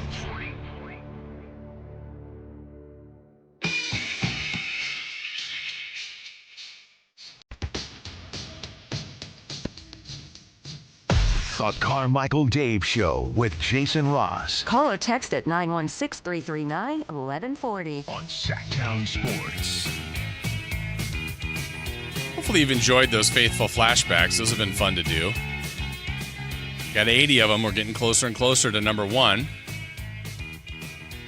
So you continue to listen every day. There'll be a different entry for you. But yeah, those were fun. Those were fun to produce and to do and relive some of those old memories. Some are more current than others in 49ers. Great history. Speaking of the Niners, yesterday at their training camp, someone you know, someone that you likely have an opinion of, probably a fondness of, I think, Mike Brown, now a reigning NBA champion head coach, was in San Francisco, or Santa Clara, I should say, and watched his team. Yes, his 49ers. He said apologies to the Jets and the Giants, but who? The Jets and the Giants. But he's a Niner guy, and his son has been on that staff for a couple of years in a different roles, and it's cool to see him out. I like it when coaches go to other training camps and just to learn about how they coach up teams, how they run their organizations. I know Doug did some of that last year. He was with Mike Tomlin in Pittsburgh. I forget which soccer team he went to see, or not soccer. He went overseas to see a basketball team last year. Yeah, I think those are always good things to do. See how other organizations do it, how they discipline, how they run camp, how they run practices, how they just run the coaches' meetings, film sessions. That's all valuable. Coaching is a unique job. I don't think it's for everybody. I think it's very stressful, a lot of hours, certainly well compensated, but even a guy like Mike Brown, look, he's bounced around. I think everybody's agreed he's a good coach, but it was, he can't win the big game. Who? Mike Brown. Who? Mike Brown. Who? Oh. But then he got a title. And now it's like the resume's different. Now he's won the big game. Now he's in a different class. Not only like he can't win the big, he was like their fourth choice. Yes. Yeah. And then, they win it all. So it goes from, this guy can't ever win the big game. Why did the Knicks hire him? To he then wins it. What was Sacramento thinking? It's like all of a sudden the narrative shifted. But fair questions to be asked. But yeah, good to see him out at 49ers camp yesterday. And speaking of Niners camp, they're continuing to work out, get ready for their first preseason game. We mentioned the injury to Ricky Pearsall, so he is done for the year, most likely, but I think we could just assume that he will be. They did bring in Deebo Samuel to bring him back after 1 year with the Commanders. You have Mike Evans, you still have Kittle and McCaffrey and Purdy and all the regular things that the Niners are going to try to do to be at their best, but I wonder if how much the collective NFL world watches a show like Hard Knocks, which is going to debut tonight, and this year it's featuring the Seattle Seahawks. And to me, Chris, this show already would have been different if Marshawn Lynch was on the Seahawks. Yes. That's the guy I think of, like with Seattle. I'm like, oh yeah, Hard Knocks. Well, with him, Marshawn. I don't know. What do you mean? Because sometimes he likes to be out there and sometimes he doesn't.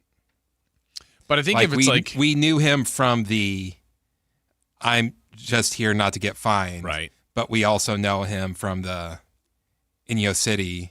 Yep. Which are incredible. Or him like hanging out with Conan O'Brien. He's really from Oakland now. So it depends on which Marshawn we get. And I think this is the case. Isn't it? You said like coaches get to but sign off on like the last. Yeah. But would it be the same thing? Like, hey, you're on the team, I'm on the team, and I tell Hard Knocks like, no, I'm not interested. Oh no, because when it was the Rams? Who was the Rams quarterback? Jared Goff, where they made him look like an absolute moron. And I think it was his rookie year, right? Yeah. So they draft him number 1, and there were some things he was doing. You're like, oh my gosh, is he an idiot? Yeah, I think it was when they're on the helicopter. He's just like, are we past where the sun sets? Because the sun sets in the west, but are we past that because we're so far west? Oh, my gosh. Yeah, I forgot about that year. And that's the fun part. There are viral moments. There are memorable moments from years of Hard Knocks. I don't know if Seattle will have them. I do wonder about Niner fans themselves, and maybe a Niner fan, if you want to text in at 916-339-1140 or on our YouTube. Like, will you watch Hard Knocks with Seattle in it? Will you hate watch it? Are you not interested? I'm trying to think if you had a rival team, if United had a thing, nope. there you go. You're already in no. You're like, nope, not interested. Don't want to watch it. I don't know how Niner fans will be with this. It's not like you're going to get a lot of intel or team intel, or the Niners will watch and go, okay, this is the kind of things they're running. Like, coaches know what everybody's running. It's just whether or not you can stop it. Maybe you watch it to glean a few things or what they think about their players, because there's usually some little facts you could pick out. But I just have enjoyed the concept of the show. I don't think it's jumped the shark to me yet. Maybe it's, there's been years where I remember there was one year, I think they did Cincinnati twice out of about a 6 or 7 year stretch. I remember the Texans. I'm like, not that excited about the Houston Texans. And then it actually ended up being a pretty good year. The Jets were fun. The Ravens have been on it. I know the Bears, the Raiders. Yeah, I mean, there's been a bunch of different teams, but it's really... Oh, this is a 25-year anniversary. Of Hard Knocks? Yeah. Who was the first one? The Ravens. It was the Ravens, okay. Do you have the list there or no? I do. Okay. I'm trying to think. I think I saw the first one with the Ravens. I know they were on again, though. Nope, that was the only time. Oh, then it was the Bengals I'm thinking of. Okay. So, yeah, I saw the Ravens one. Dallas Cowboys were the second one. Okay. This doesn't have it in chronological order. Let me get to that. I might be able to find that, too. Okay, Ravens, Cowboys, Chiefs, which I believe Paul Rudd was the narrator for that one. Oh, really? Yeah. Okay.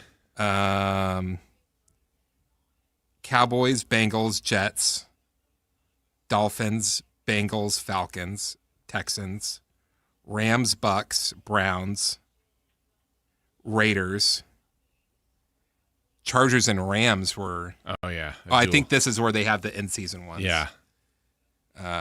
Cowboys and Colts, Lions, Cardinals, Jets, Dolphins, Giants, Bears, Bills, Seahawks. That's a shame. And then next year is going to be the Patriots. So the Bills are the in-season team. The Seahawks are the before the season. Okay. Yeah, I've seen a lot of those, most years, if I'm not mistaken. And it, like I said, it hasn't jumped the shark for me. It's still I think the Jets one was the best one. With Rex Ryan? Yeah. Yeah. That was really good. There was someone else that was dynamic in that. That was also, I think, Revis was holding out, so they had like a lot of stuff with that. And where I like it is when they kind of lead up to like a preseason game, and then you see the preseason game that weekend or highlights of it, and then the next week you kind of get it, because it's like Tuesdays, and then you're already into the footage of that. It's just they're really quick at the turnaround, the storytelling. They find the good angles. Some of it's done up. Hey, I'm on camera, so let's act this out instead of like connecting with my coach. I'm just like, I'm performing for the camera. All right, there's some of that, but that gives you some good stuff though. And I think Hard Knocks has been good theater. It continues to be that. The fact that it's the defending Super Bowl champions is kind of cool too. But I just wonder from Niner fans, like, yeah, I'm not watching it. I'm not watching it because it's the Seahawks. Or it's like, I'm going to watch it because I want to see what they're all about. The one that you said that I remember well was that can impact you too in fantasy football. I don't know if you've ever had this. It's like, it feels like there's someone that has a great camp that's probably a good player to take in fantasy football that goes higher because of Hard Knocks. I remember the year Atlanta was on, and it might have been year 2 or 3 of Julio Jones, and they were talking about how great the routes he was running, how great he was. I'm like, I got to get Julio Jones. He's going to be a sleeper. And then, like, he went super early in our draft. So everybody's watching. They're going to see what those sleepers are or not so sleepers for their draft. All right, when we come back, we got to figure out who's hot, maybe even who's not, and how we did on streaking. We got that coming up on Sactown Sports. SactownSports.com is your online home for sports in Sacramento. Dive deep into the Kings, 49ers, Raiders, Giants, Athletics, and more with your favorite local personalities and some of the most trusted sports voices in the community. Stream Sactown Sports 1140. Watch original video content and read in-depth analysis all in one location. SactownSports.com. Your local sports leader. Sactown Sports 1140. Tired of hearing scary radio ads about the IRS? Tax Relief Advocates is different. TRA is here to tell you that if you owe money to the IRS, whether it's $5,000 or $500,000, we have a solution. TRA can eliminate or reduce what you owe to the IRS with zero risk to you. We have over 1,000 5-star reviews on Google and an A+ with a BBB. End your tax nightmare today by visiting TRA.com or call 800-583-6681. That's 800-583-6681. This is the story of the one. As a maintenance engineer at a beverage manufacturing plant, he starts his day knowing every line is ready to run because Grainger delivers the industrial-grade products he needs to keep mixers, conveyors, and packaging equipment moving. With Grainger's vast selection of bearings, belts, and motors, he keeps operations running smoothly, so nothing grinds to a halt. Call 1-800-GRAINGER, click Grainger.com, or just stop by. Grainger, for the ones who get it done. Hey there, Mark and Tom, the travel and entertainment guys, brought to you by Sports Leisure Vacations. Time for our weekly travel tip, and with it, here's Mark Hoffman. Airport attire. The dress police are suddenly all worked up about how we dress in the airport. The problem isn't how some dress in the airport, it's how some act in the airport. Well, I guess I might concede people who look scuzzy might be scuzzy. That could be true anywhere. Many have decided they can dress casual and be comfortable when squeezed into a tiny space in a metal tube and hurtled through the air at hundreds of miles per hour. I'm with that group. While I'm working as a tour director much of the time when I'm flying, which means I can't wear my pajamas, I really don't care if you do. I care that all your important body parts are covered, that things are clean, which includes you and whatever you're wearing. Oh, and I care that you aren't carrying stinky food to eat on the plane. More tips to make you a smarter traveler, Saturdays at 11 a.m., right here on Sactown Sports 1140. Well, it's official. My friends have all switched to Pure Talk because I told them they could save a bunch of money on a super reliable high-speed network with unlimited data. And because they're my friends, they trust me. As for the rest of you, well, Pure Talk understands that even though you might like me, you're not just going to take my word for it, nor should you.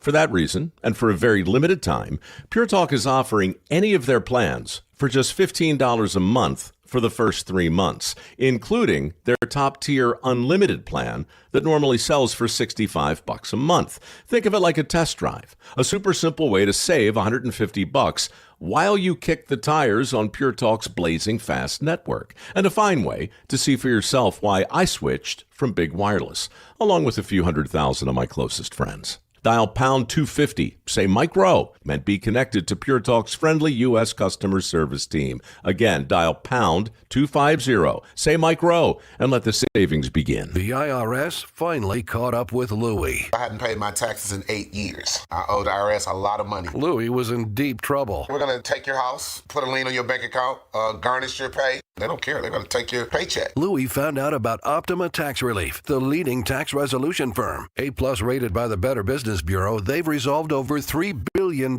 for their clients. Optima Tax, they helped me. They calmed me down. They made me feel comfortable, and I trust them. Louie has a lot to be thankful for. I don't owe the IRS anymore, and I'm able to live a comfortable life, a lot better life. It was because of Optima Tax. For tax help you can trust, call Optima now for a free consultation. Take it from Louie. If you owe the IRS, don't go it alone. Give Optima Tax a call. They can help you. Call 800-375-2322. 800-375-2322. 800-375-2322. Optima Tax Relief. Testimonial from an actual client. Some restrictions apply. For complete details, please visit OptimaTaxRelief.com. What's hot? Yeah, hot. Real hot. And what's not? It's not good. Brought to you by American Energy Heating and Air, Sacramento's complete heating and cooling company, and second opinion partner.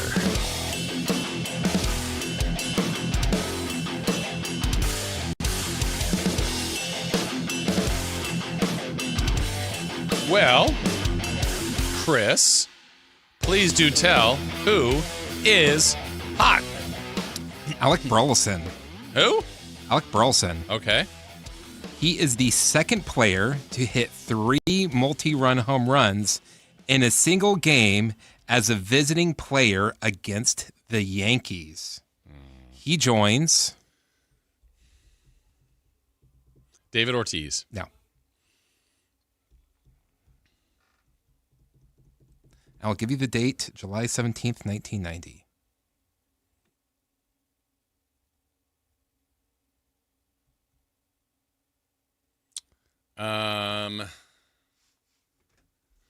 Ken Caminiti.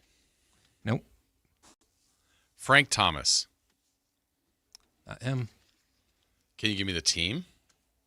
If I do, I'll give it away. American League Central team. I think that also gives it away. I don't know. We saw you with Manny Ramirez, so. Cecil Fielder. Nope. George Brett. Getting warmer.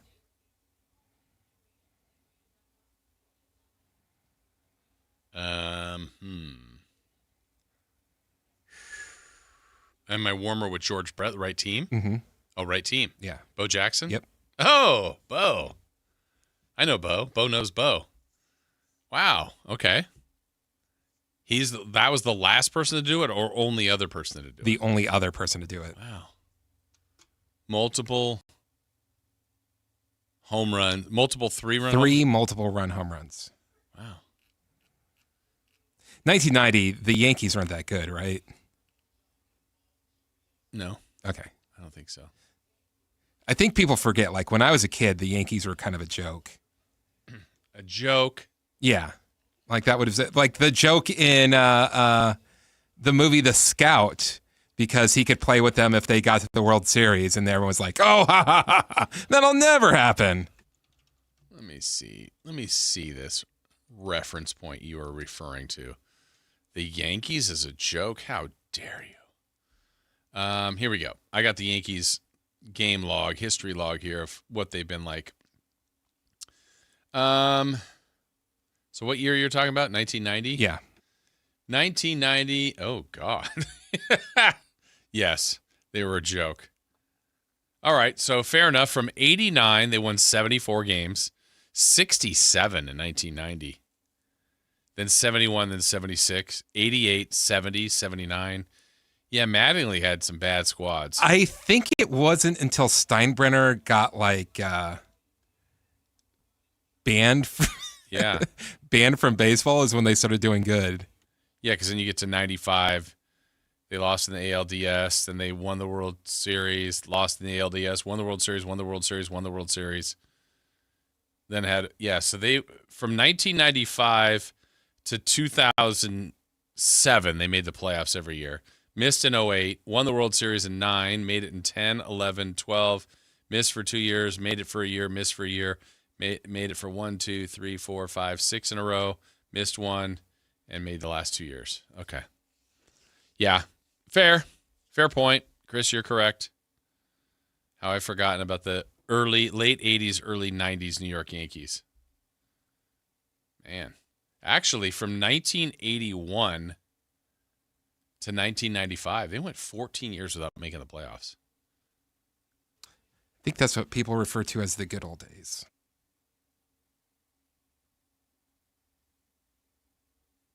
Watch it. All right, so the Yankees, in this case, Burleson was hot. He hit 3 homers against the Yankees. He only went 3 for 5 with 6 RBI and 3 home runs. I mean, that's fine. Who's not? The Seattle Seahawks. Huh? We're talking about them. They're starting Hard Knocks tonight with the Seattle Seahawks. In the 25 years of Hard Knocks, not one team has won the Super Bowl after appearing on Hard Knocks. So that makes them not hot. What if they break? We don't know that. What if they break the streak? I'll take my chances. You'll take the field? I would too, if I were you. I think that would be very surprising if Seattle won again. Could they? I guess. Capable. But they had a special year. Special year for Sam Darnold. And good for them. Good for them to get it done. Good for Seahawks fans as well. All right. So that's hot. And that's not. before we go streaking, no, we can do this now. Let's go ahead and let's go streaking. Let's see how we do. It's time to go streaking. We're going streaking! Who is the Nostradamus of MLB? Who can keep the streak going? It's time to go streaking. What the hell are you doing? Streaking. We're streaking. All right, let's start with you, Christopher Ladd, because you're at 1. I'm at 1. Dave is at 6. My goodness. So let's start with Chris, who yesterday selected Vladimir Guerrero Jr. Well, he has not done well for me this season. Yeah, Vladimir Guerrero, today's a new day. You had a hit the other day with Kevin McGonigal. So now you're trying to go to 2, and Vlad got up 4 times. He got 7 hits as a team, scored 3 runs. He went 0 for 4. Loser! You're a loser! Are you feeling sorry for yourself? Well, you should be, because you are dirt! You are at 0, my friend. I was at 1, trying to get to 2. And I took from the Washington Nationals, only taking him one other time, and he did not get a hit from me. James Wood, who's the leadoff hitter. They got 6 hits. They scored 3 runs against the Phillies. I saw a note at the end of the night that said James Wood left the game with an apparent injury. I went, oh, no. But before that, he got up 4 times, and he got 1 hit. Oh, good for you! Thank you, James. So I am at 2, but we're all trailing the show leader, Carmichael Dave, who is out today with illness. And he took from the Rockies catcher and all-star Hunter Goodman. The Rockies scored 9 runs. They had 15 hits. Every single starter got a hit with the exception of one, and that was Hunter Goodman. Loser. Ooh, you suck. Sorry. It's over.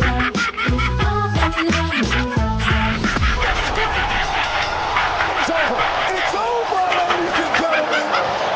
No, dude, no f***ing way.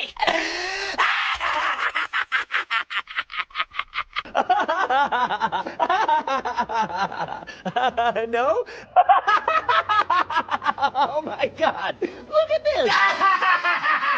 It was great.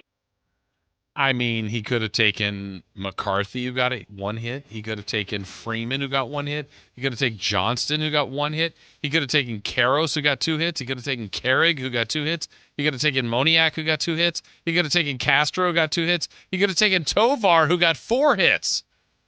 But he took Hunter Goodman, who went 0 for 4. I think we found out why Dave called out today. Yeah. That was almost impossible to do what he did. He found a team that got 15 hits, scored 9 runs. Every starter got at least 1 hit. 1, 2, 3, 4, 5 of the starters got 2 or more hits. And he found the one that went 0 for 4. What a shame. Well, Chris, you're at 0. Tied with Dave with 0. I'm the show leader now with 2. Yikes. All right. Dave has not submitted a pick to my knowledge as of yet. Hopefully he's resting. We'll have Matt ask him. Yeah, exactly. When Matt calls next hour. Who are you going to take today, Chris? You got to do this one for me, Billy. McGonigal. McGonigal. The If Tigers. I got to pick the same player every day, I think I would have like an 80-game hitting streak. All right, McGonigal's taking on the Mariners. I'm going to take for the second time this year. Oh, he's taking on the Mariners? Yeah. Oh, yeah. Light work. I'm going to take from the Rays, Junior Caminero. He had 2 homers yesterday. I probably missed his turn, but I'm going to do it anyway, and we'll see what Dave submits a little bit later. All right, so there we go. We have gone streaking. We've got who's hot and who's not. Before we start the next hour, I did see one other thing here that I wanted to bring up. It was in reference to, I think, what Kevin Durant had said about kind of the Sixers and the Warriors. You know, they were making fun of Kevin Durant when he joined the Warriors, and look what the Sixers are doing. This is a super team, blah, blah, blah. But there was like a side-by-side comparison. And, you know, the Warriors before Durant joined them, I think, were 73-9. They got to the NBA Finals. They had 3 All-Stars, Coach of the Year. There's a bunch of different things they had. where the Sixers made it to the second round. They have one All-Star. They won 40-something games. Like, it's not the exact same thing, but I know what his point is. Like, that team's loaded. They are. We'll see. By the way, of all the teams, there's one team I don't think in the NBA, just as to me, I think is a team to watch, because just because a team underachieved a bit the year before, sometimes people then just write them off. And Kevin Durant's Houston Rockets were a team last year when he went there, when they were opening up that opening day with that lineup that had, all that size. Like, a lot of people were worried the Houston Rockets could be one of the major teams in the West. And they were a good team, but they ultimately had injuries, and the biggest one was to Fred VanVleet. If VanVleet is back with Amen Thompson and Jabari Smith and Şengün and Reed Shepherd and all the things they have, that's a team I think people are dismissing. I don't know that they could win the West, but I just feel like nobody's even talking about the Houston Rockets. And I feel like people will mention Denver, people will mention Minnesota. They certainly mention OKC and San Antonio, maybe even the Lakers still. But then watch out for the Jazz or these other teams that are getting better. Houston's in that mix. It's a good basketball team that had significant injuries last year, and the biggest one was to Fred VanVleet. So now you plug him back in, they should be good. They should be good and could be a major, major problem. All right. We finished another hour. Coming up, the final hour of the show. In that hour, we will have Crosstalk with Matt and Kayla, plus celebrity birthdays for today on this August 4th. We will have What's on Deck. But up next, we'll try to tackle this topic. It's an interesting one. A proposal from Clay Travis on the WNBA versus high school basketball one-game scenario that he's willing to put up $10 million for. I don't know how serious he is. We're going to talk more about what he's thinking here, more about the actual concept. We'll discuss it next. Follow Sactown Sports 1140 on Instagram and X at Sactown 1140 to see the best moments from all your favorite shows and up-to-the-minute live reactions and updates on the Kings, 49ers, and more. That's at Sactown 1140 on Instagram and X. Your local sports leader, Sactown Sports 1140. This is the story of the one. As a safety manager at a manufacturing plant, he does everything he can to keep his coworkers safe. From finding ways to reduce risks to keeping safety supplies in stock. And for that, he relies on Grainger. Grainger offers a broad range of quality products and next-day delivery, so he can always play it safe.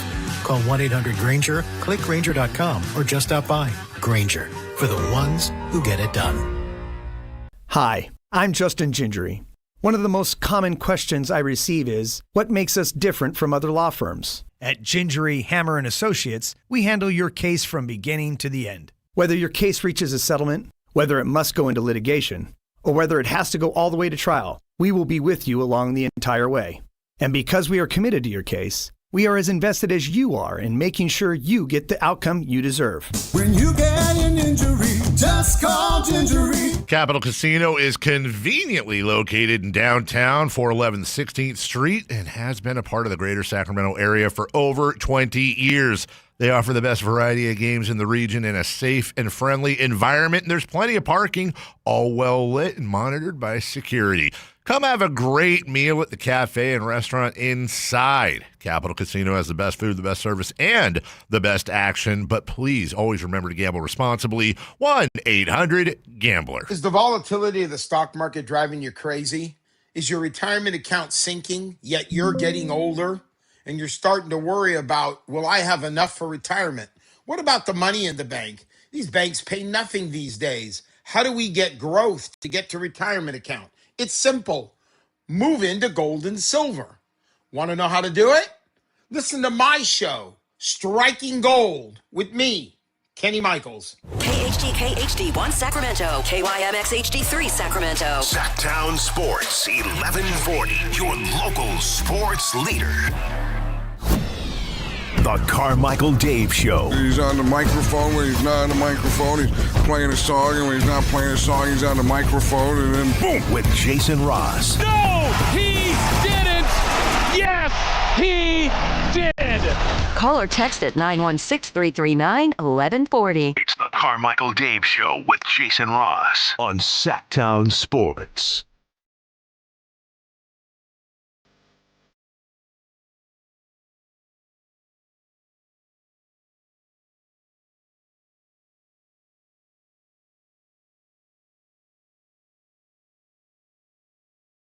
All right, as we start our final hour, Jason Ross, Christopher Laud, Carmichael Dave should be back with us tomorrow. We're going to get in some basketball conversation here in a moment. We got some football notes from around the league today to get started in this hour. Again, still this hour, we got What's on Deck. We got Crosstalk with Matt and Kayla, plus celebrity birthdays.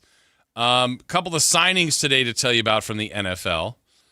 I don't think anybody was really worried about a holdout or anything like that, but the Falcons have extended their stud running back, keeping that offensive core together. But Bijan Robinson has agreed to a contract extension today worth up to $75 million. That makes him the highest paid running back in NFL history. So he has agreed to that. The Falcons were busy, too, in the offseason. Signed Drake London to a 4-year deal worth about $140. Signed Kyle Pitts to a 3-year, $54 million deal. That was back in June. But now get Bijan Robinson on a deal that could be up to about $75 million. Running backs still aren't in that spot where they get paid as much as I believe they should get, but that's the value going for running backs in the NFL. And for him, he becomes the highest paid running back, so good for him. Zay Flowers has agreed to a 4-year deal with the Ravens. That news coming in here, so good for him. I saw this too, and I would have never, ever guessed this. So, Chris, I'm going to see how close you are unless you've seen it already. There's a report that, I mean, it's not like breaking news or anything, but Carrie Underwood is going to be back to sing the the NFL on NBC's Sunday night theme or whatever. Do you know how many years this is for her to do this? Okay, when you said she's coming back to do it, I thought you meant like she left and then... No. Like she's returning for another year. I thought she's been doing it. Okay. So it's a streak, but I didn't know how many years it was. Let me see. Sunday Night Football will debut on September 15 years? Okay, well, you did a good job. It's her 14th season. I was like, I don't know. I would have thought it was like 7 or 8. Well, it's always been her, right? Well, I guess for NBC... But, you know, they've had, like, Monday Night Football used to have, like, Hank Williams. That might have been ESPN. And So I read the ESPN, like, oral history book. Yeah. Which is, I suggest anyone who's a sports fan to go read it. Maybe skip the first 100 pages because that doesn't mean anything. But it was very interesting because they start to talk about the negotiation for Monday Night Football. Mm. And I can't remember who. There was an executive there who might have been leaving or had just left. It was something to that effect.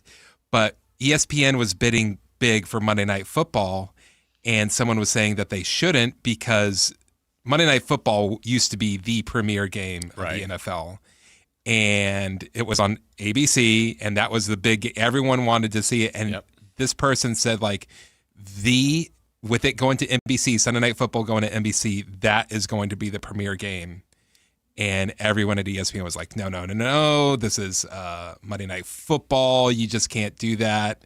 Monday Night Football is heritage to the NFL. They're not going to do that.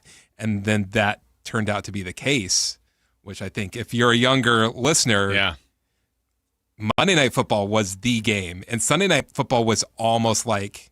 That was ESPN, right? Yeah, that was kind of just like a throwaway. Right. It's like, we're going to have one more game. Like, And sometimes I probably did watch it more than not. Yeah. But it's like it wasn't appointment TV like what now Sunday Night Football is. Yeah. And because I also think they didn't get this, like that could have just been the random.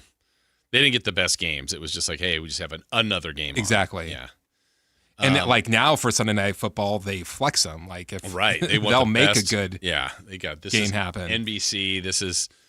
It just feels like a big production. Everything about it, I love it. It's the only thing I don't love. It's just the one game element. After spending the day on Red Zone, you're like, touchdown. It's like, they have to punt?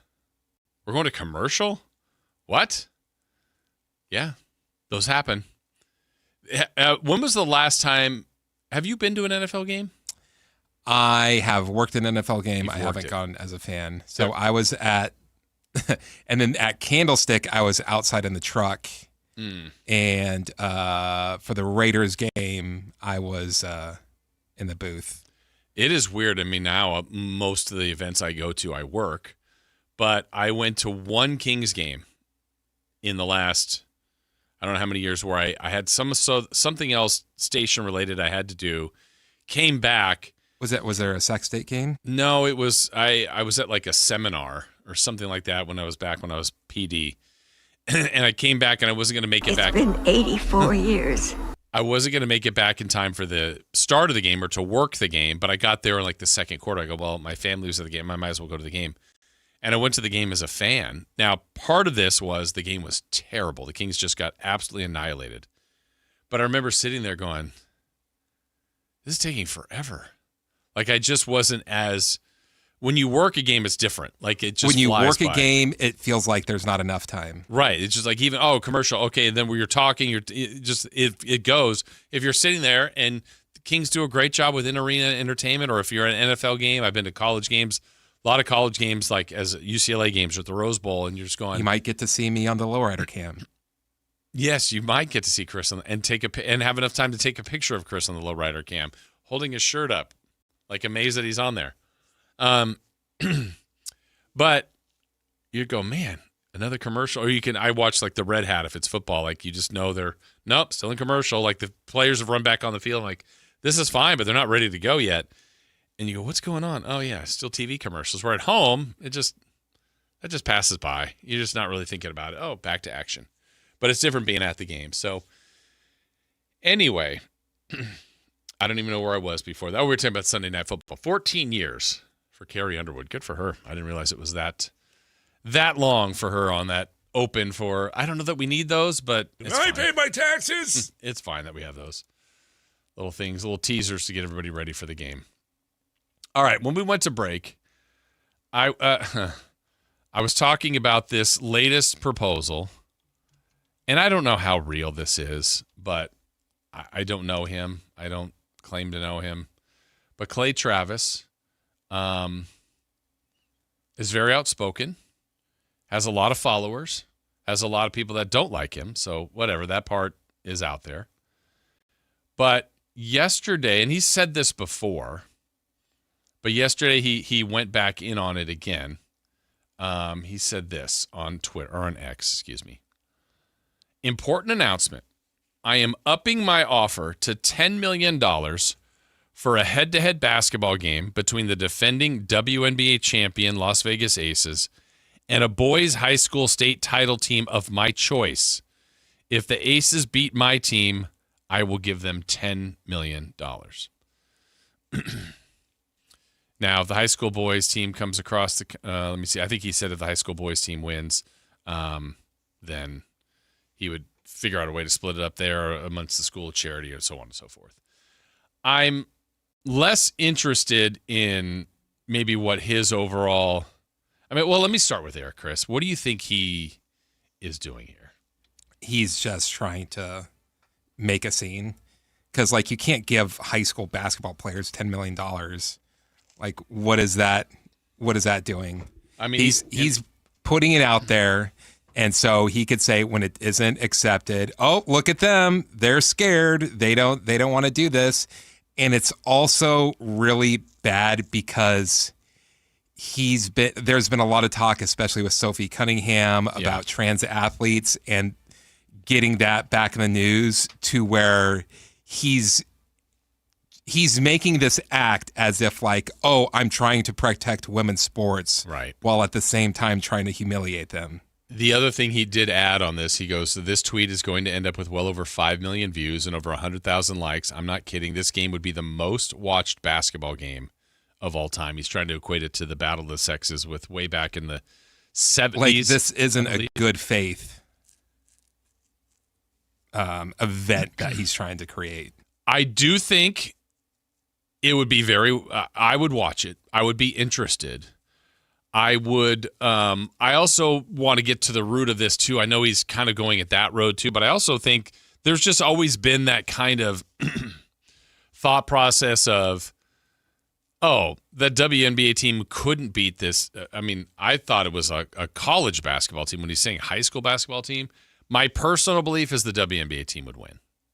What do you think on that? On just the actual game itself? That won't happen. But if they played this game, what do you think happens? I don't know. Really? I mean, honestly, I think the WNBA team would win. I do.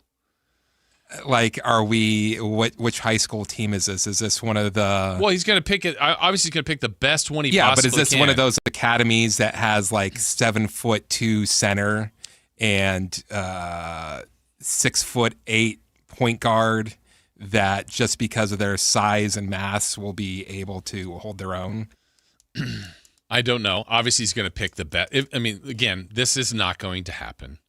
This is more of grandstanding or whatever. But if we try to do the exercise of it happening, he would obviously pick the best one he could possibly find, or at least his opinion of the best one, and probably some of those elements you're talking about. Yes, I can't have my center be great, but he's 6'3", because you're trying to utilize what I think he thinks some of the advantages are. Well, guys can be taller, not always. Guys can be stronger, not always.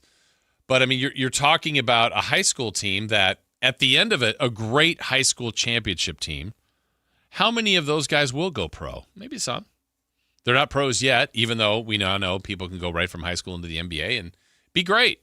But is one NBA player on your roster going to be better than a WNBA championship team? I think I even read, I did read some of the comments. Someone said instead of the Las Vegas Aces, what if you had it be the WNBA All-Star team? He's like, it could be any team you want. The point is, I would watch it out of curiosity. That would be I think it's not one of those where, what was one recently? Oh, when it was McGregor versus, not recently, it's been 10 Mayweather. years. Yeah. You're like, not even interested at all. I was interested because it was different. I wanted to see what it would look like. It went better than I thought, but I didn't have high expectations. I think that's different than, I would expect the basketball to be very good. The reasons why this wouldn't happen, one, I don't even know who. I think that you could find a television suitor. I don't think it's any benefit to the WNBA side. Because if they were to lose, that doesn't look good. I think he's making this statement to poke fun at them and amongst other things. And if they were to win, it's like, well, you're professional athletes. Okay, then what was the point of the whole exercise? Did you ever see the movie, by the way, the Battle of the Sexes one? I did. Was it good? I don't know how accurate it was to the actual event. I don't really remember. I think it was good. But that was Bobby Riggs way back when, who was past his playing time, prime, versus Billie Jean King. And if I'm not mistaken, Billie Jean King won, correct? I think that's the story. I don't know. I don't know what the fascination is with this for him. What the real win is for him. And again, it's my fault too for even bringing it up. But the concept of,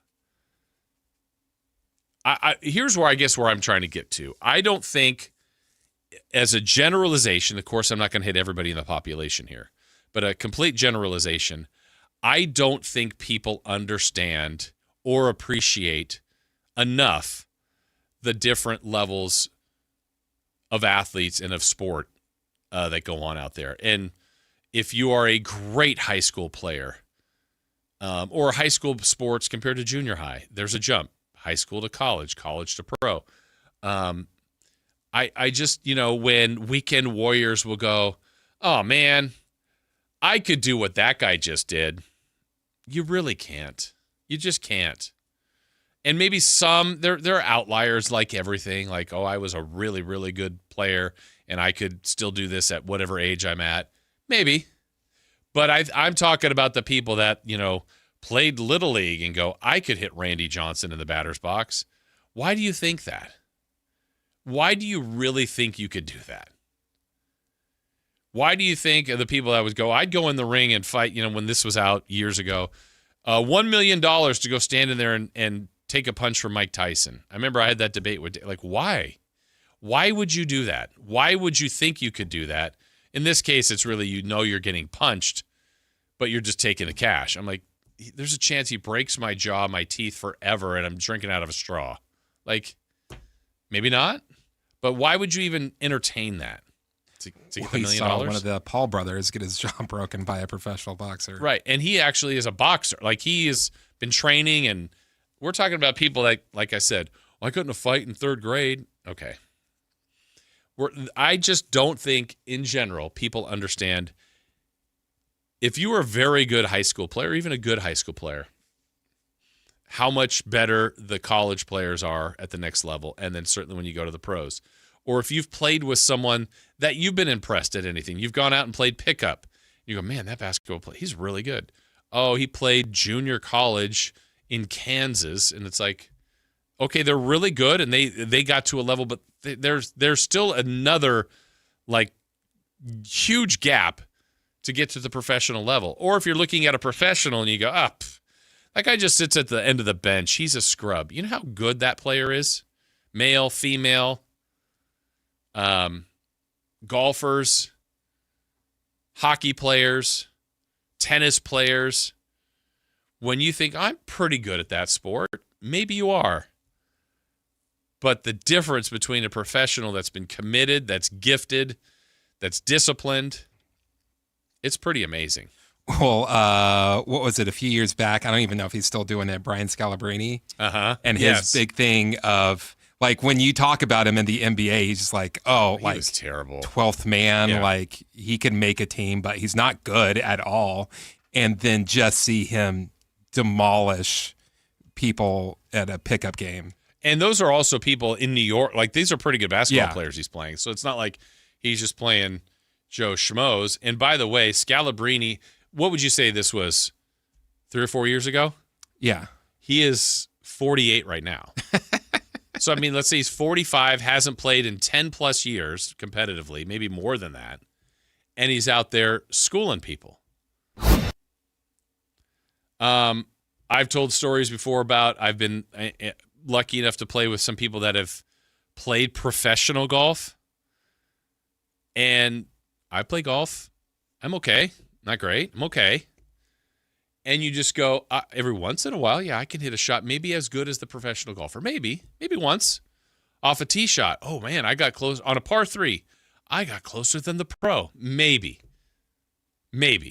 Okay, what does that mean? I might miss the putt, might 3-putt, might make the putt. Say I go positively. I made the putt. I got a birdie. They parred. They bogeyed. Wow, am I better? No. That minute, that shot, those 2 shots, it's the constant succession of how good they are. And the difference between that pro and a top pro. Exactly. It wasn't with Tiger Woods. It wasn't with Jack Nicklaus in his prime. So the WNBA players are extremely gifted. I will say this, much, much, much smaller scale.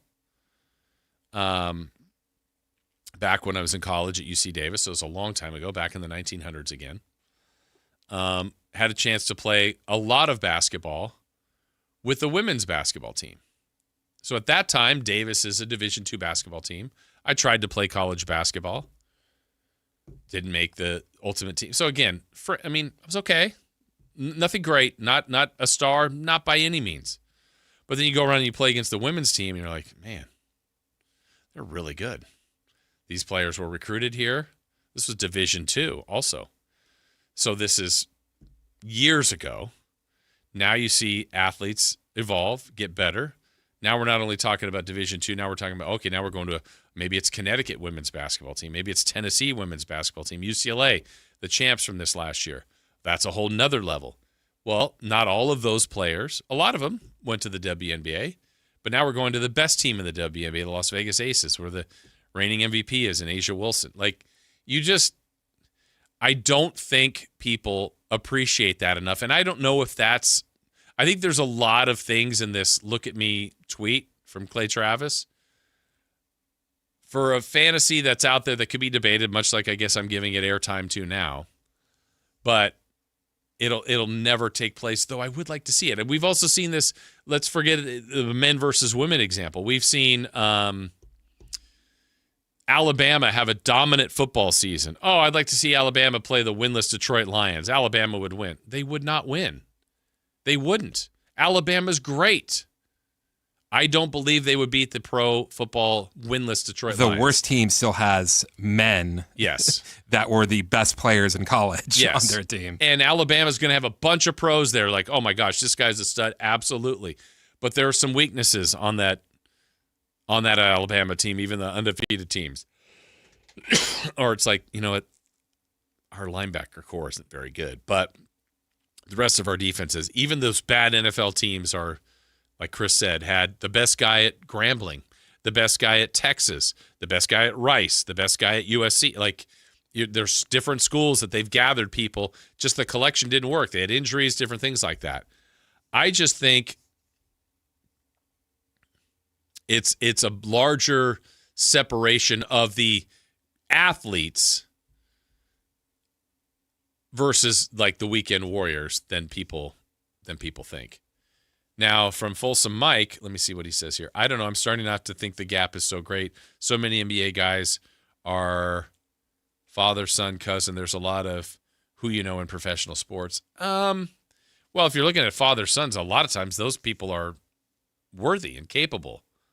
And if we're looking at some of the best of the best, that, you know, the Curry family, Klay Thompson and his dad, Michael, like these are incredible athletes. The father was great. So was the son. I don't think there's nepotism there. Maybe there's some nepotism that gives them some extra opportunities. But at the NBA level, I mean, look, I know there's Bronny, but still people that are making fun of Bronny, he's still a very good basketball player. He's not the best. He's not his dad. He'll never be his dad. Now you're talking about maybe the second, third best player of all time. I'm not talking about that. But I don't know what the fascination is. Let's see, this texter saying, the physical issue with the WNBA is the women are not strong enough in their arms and wrists to shoot a 20-foot jump shot. It's a blockable set shot. That's not what's happening. I don't think you've been watching the WNBA. It's not the way the league looks anymore. It doesn't look like that. That's interesting. So yeah, you got Caitlin Clark 35 feet out. But she's standing there at a set shot. Like, that's not... She's catch and shoot, turn and fire from 25 feet, like Steph would. Now, it's not the exact same, but at that level, it's incredible. And I'm not talking about the NBA players taking on the WNBA players. I'm talking about his proposal was the high school championship team of his choice versus the Las Vegas Aces. It's an interesting thought, but I don't think I know it'll never happen. I don't think it's one of those things that's not a win for the WNBA team to do. But anyway, you don't really know who you think would win that? I think the WNBA team would. Like I said before, if it's let's give them a 6'10" stud in the middle and a pretty good wing that may be a pro. I don't know. I think there's going to be – we'll see. I don't know if it would ever happen. I would love to see it. I would watch it. I would be one of those guys that would definitely watch it. All right, still to come on the show. We still have crosstalk with Matt and Kayla and celebrity birthdays. Have we seen Matt yet? Because I think we got to tell him what we're going to – well, maybe I'll just tell him live on the air what we need him to do today. Yeah, I don't think he'll get any pushback. Yeah, I don't think we will either. And we're going to talk about what's on deck for your sports day ahead. We've got that for you next. Follow Sactown Sports 1140 on Instagram and X at Sactown 1140 to see the best moments from all your favorite shows and up-to-the-minute live reactions and updates on the Kings, 49ers, and more. That's at Sactown 1140 on Instagram and X. Your local sports leader, Sactown Sports 1140. Sacramento weather is brought to you by Bonnie. I'm Tara Berg in the KCRA 3 Weather Center for your Tuesday. We're expecting a mild beginning to the morning. So temperatures this afternoon will still be pretty toasty, just not as excessively hot as yesterday. We're looking at hazy sunshine for the afternoon, light winds, and highs today to peak in the upper 90s to about 101. Get the latest forecast on the KCRA 3 News and the KCRA 3 app. Oh, the Sacramento heat. Right now, get your AC professionally tuned up for as low as just $59 and enjoy your summer nice and cool. Plumbing, electrical, heating, and air, Bonnie.com. Summer restrictions apply. License 696-355. Here's the deal. The government is over $38 trillion in debt, which means the IRS isn't slowing down. And the tax code is complex and unforgiving. So it's not surprising if you're one of the millions of Americans that owe back taxes to the IRS. Unfortunately, they're the world's most powerful collection agency, with the ability to garnish your wages, seize your bank accounts, and even take your home or business. But don't be stressed or worried any longer. We're Optima Tax Relief, America's most trusted tax resolution firm. We have resolved over $3 billion in tax debt for our clients. Our award-winning professionals deal with the IRS every single day, protecting our clients and preparing them for the best possible resolution. For tax help you need, for tax help you can trust, give Optima a call today. Call 800-375-2322. 800-375-2322. 800-375-2322. Optima Tax Relief. Some restrictions apply. For complete details, please visit OptimaTaxRelief.com. Hi, I'm Congressman Kevin Kiley. The most important part of my job is helping the people I represent. That's why I was so honored to receive the National Award for Best Constituent Service. Here's just one of the thousands of people our office has helped. My name's Dave. I'm a former United States Marine, Vietnam veteran. Because of the fire at the National Archive, my father, along with many other veterans, military records were destroyed. Through the efforts of the Congressman's office, I received very quickly a bronze medallion to affix to my father's grave marker. Thank you, Congressman Kevin Kiley. As the only independent in the House of Representatives, I always put constituent service first and never ask if someone's a Democrat, Republican, or something else. If you can't get an answer from a federal agency, or if you feel you've been treated unfairly, we are here to help. This is Congressman Kevin Kiley. Visit kiley.house.gov and I'll do everything I can to help you. Paid for by official funds authorized by the House of Representatives. With 25 award-winning years in Northern California, Ashton & Price is your local injury law firm. Pro attorney tip, if a firm presents as local but they're in LA, red flag. If your first consultation is not with a lawyer, big red flag. At Ashton & Price, your first consult is with a local attorney, and if serious injury prevents travel, a lawyer will come to you. Still not enough? George Washington's my uncle. At Ashton & Price, no red flags, just red, white, and blue. Remember, for the best advice, don't think twice. Call Ashton & Price. This is the story of the one who keeps multiple buildings running smoothly day after day. Plumbing that flows, HVAC that hums, cleaning supplies that keep surfaces sparkling. That's why she counts on Grainger. With easy reordering online and 24/7 support, Grainger helps her keep the products she needs on hand. So shelves stay stocked and buildings stay ready. Call 1-800-GRAINGER, click Grainger.com, or just stop by. Grainger, for the ones who get it done. Earn an accredited MBA in as few as 16 months for about $21K at University of Maryland Global Campus. Explore 10 specializations, including finance, HR, cyber technology, and more. Plus, showcase the value of your MBA with a comprehensive learner record and digitally demonstrate in-demand skills and credentials to employers. Apply now and save with no application fee. Classes start August 12th. Learn more at umgc.edu. Certified to operate in Virginia by Chev.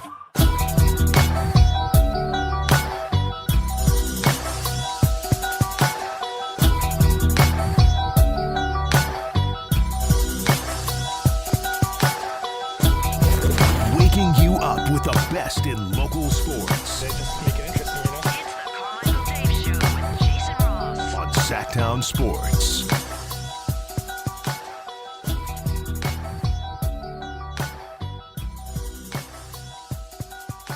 Chris was just showing me something interesting during the break. I don't know where you found that, but apparently there's some golf courses. Was that in Japan, you said? Yeah. That have bunkers, but their bunkers, some of the part of the bunker, and actually it was most of the bunker it's in water. Like you've gone into a bunker where they have water in it and you can then move the ball out of the water and still play out of the sand. But this it's like, imagine the grass area that you're trying to hit to, just shy of it is water, a river or a lake.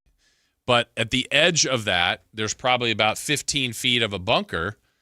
And it's, it doesn't look like it's very deep water at all. So people are standing on water or in the water. I think it's just enough to cover the ball. Yeah, so the height of a ball, 2 inches of water maybe, and 1.5 inches.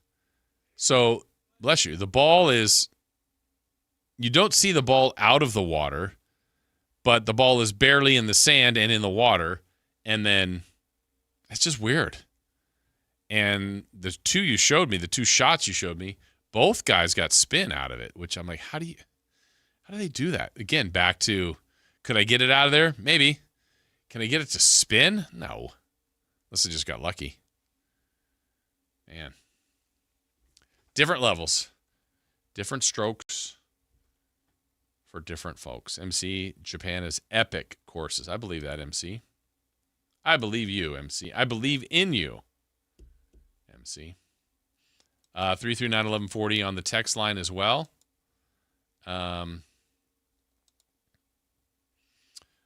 Miserable Niners fan says the WNBA team would blow them out.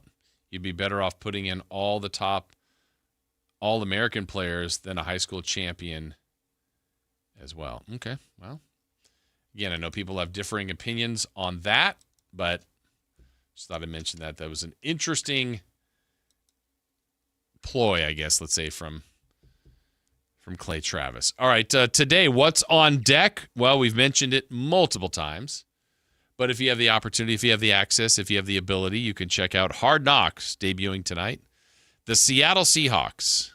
I don't know who their players of choice that they will find compelling that they'll want to follow around. Generally, they go to the coach, and generally they go to the quarterback. But also you need to pop in on a few other, maybe there's a free-spirited free safety or a crazy tight end. I don't know. We'll see what Seattle's Hard Knocks looks like. Version 1. Feeling like the start of football with our first football game on Thursday. Canton, Ohio, the Hall of Fame game. So football is here. This is our starting right now this week. We will have football from now until February. That's why Dave always kind of calls this we're on the other side of it. You get to the point where it's like, this is where football is beginning. Basketball's around the corner. Baseball playoffs. Like, this is a really good time. He says that, but when we're in the middle of it, he's like, oh, it's not real. Yeah, exactly. It's football, but it's not real football. I don't think he's understood that until maybe this year now. So that debuts tonight with Hard Knocks.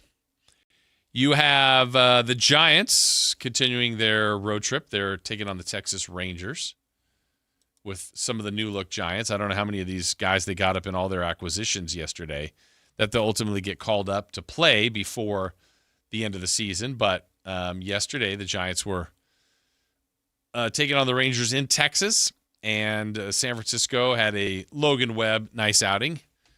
7th win of the year for Logie. Did his typical thing, didn't allow many hits, many runs, only gave up 1 run, 7 hits, and the team gave up 7 hits. The Rangers had 5 errors in that game. So the Giants ended up winning 5-1, and they will take on Texas again today. You've got the A's beginning a series in Cincinnati against the Reds. JT Ginn going for the A's. The other part about this is all the trades that were made. A lot of guys will be making their debuts with their new team, including the Dodgers and Cubs from Chicago, and Tarek Skubal, who left the Tigers, will join the Dodgers. The goal was always to win a World Series, for the city, for the organization. That took a chance on me. So, it's tough. I love all those guys in there. They're some of my best friends, and it'll be tough for sure. So he's leaving Detroit. He's in L.A. He's going to be a Dodger. Well, he's in Chicago because he will make his debut for the Dodgers on the mound. They obviously got him for multiple reasons, his talent, his ability, maybe to be the staff ace when they get to the playoffs. But he talked about going to L.A. Yeah. It's exciting. I'm excited. They got a good group. You hear everything across the way. I'm excited, though. Yeah, obviously an emotional Tarek Skubal there. And you picture what the Dodgers rotation could possibly be if everything is right. They've been injured. They've had Blake Snell injured most of the year. Tyler Glasnow has been injured. He's been on the 60-day DL for a long time. But they could go Skubal, Yamamoto, Shohei Ohtani, Blake Snell, Tyler Glasnow, if everything was right. I don't know what the status is for Snell. He's been on the injured list for a long time. Looks like he's going to make one more rehab start at AAA Oklahoma City before returning from the injured list. So maybe he's getting a little bit closer. And for Tyler Glasnow, he's been on the 60-day DL as well. He's going to begin a rehab assignment this week and live batting practice session. So he's getting closer. He was just 3-0 with a low ERA to start the year. So he was doing some good things for LA. But it's the Dodgers pitching staff that's had to rely on some other guys during the year. And those guys have come through, obviously with that great record. But you just imagine what they could become here now with Tarek Skubal in the mix. And, yeah, they got one heck of a team. But I think the way they've created that now is you've created this superpower that's already won 2 straight World Series, and now you have everybody gunning for him, which I think is good for the sport, but you got to get taken out, right? If the Dodgers get through this again and win a 3rd title, more power to them, but I think that's where anybody that's arguing for, you know what, baseball still has, you still have to win, you still have to take out the other teams, you still have to, you earn your championship.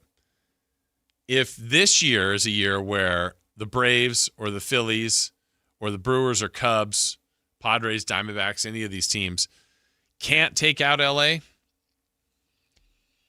then I don't know. I don't know what we're going to expect in the offseason with what we believe will be a lengthy holdout and a sport that needs a desperate cleanup. But what's the cleanup? What's the end result? Salary cap? No deferred payments? Are they really going to agree to that? Who caves first? Here's the problem I also see, too, is everyone says that the Dodgers are the problem. They've got all these players, deferred money, blah, blah, blah, blah, blah. The only way I can see you doing that would be to break up the Dodgers, which I can't see that the union would have. No. Would not allow that at all. So now are you grandfathering in the Dodgers with all of these players and stuff? And if that's the case, well, then now you have these teams that you already think are behind them are going to be behind them with the new hands restrictions tied behind their back, which the Dodgers won't have. Right. And let's remember, LA still was the team that created this. Like, they traded for Mookie Betts. They traded for Tarek Skubal. They got Freddie Freeman. They've had the resources to get these guys. They got Shohei Ohtani. And I think when you have core players that are that good, that have the core competence, and then you add in youthful prospects, you find the right free agents. Look, they've pulled the right strings. We can hate on them all you want, but they have run themselves the right way, as much as that may be painful to admit and to hear, but they really have done that. And shout out to them for that. So, and another thing I really have a problem with is when they're like, oh, well, the Mets, they've got a higher payroll than the Dodgers. It's like, yeah, but on the Dodgers payroll, Shohei's making $2 million. That's the problem. The deferred payment, right? That's the biggest issue to me. So you can say like, oh, yeah, the Mets are spending. Well, they're not, though. Yeah. Now the Dodgers will be spending it later. But if later is way later and they've invested that money and they've turned all this winning into and true another financial thing that like with these new rules put in place, is there going to be something where like the Dodgers are going to have all this money on the books to where they can't get anybody in like 20 years to like. Yeah, where's their real penalty? Yeah.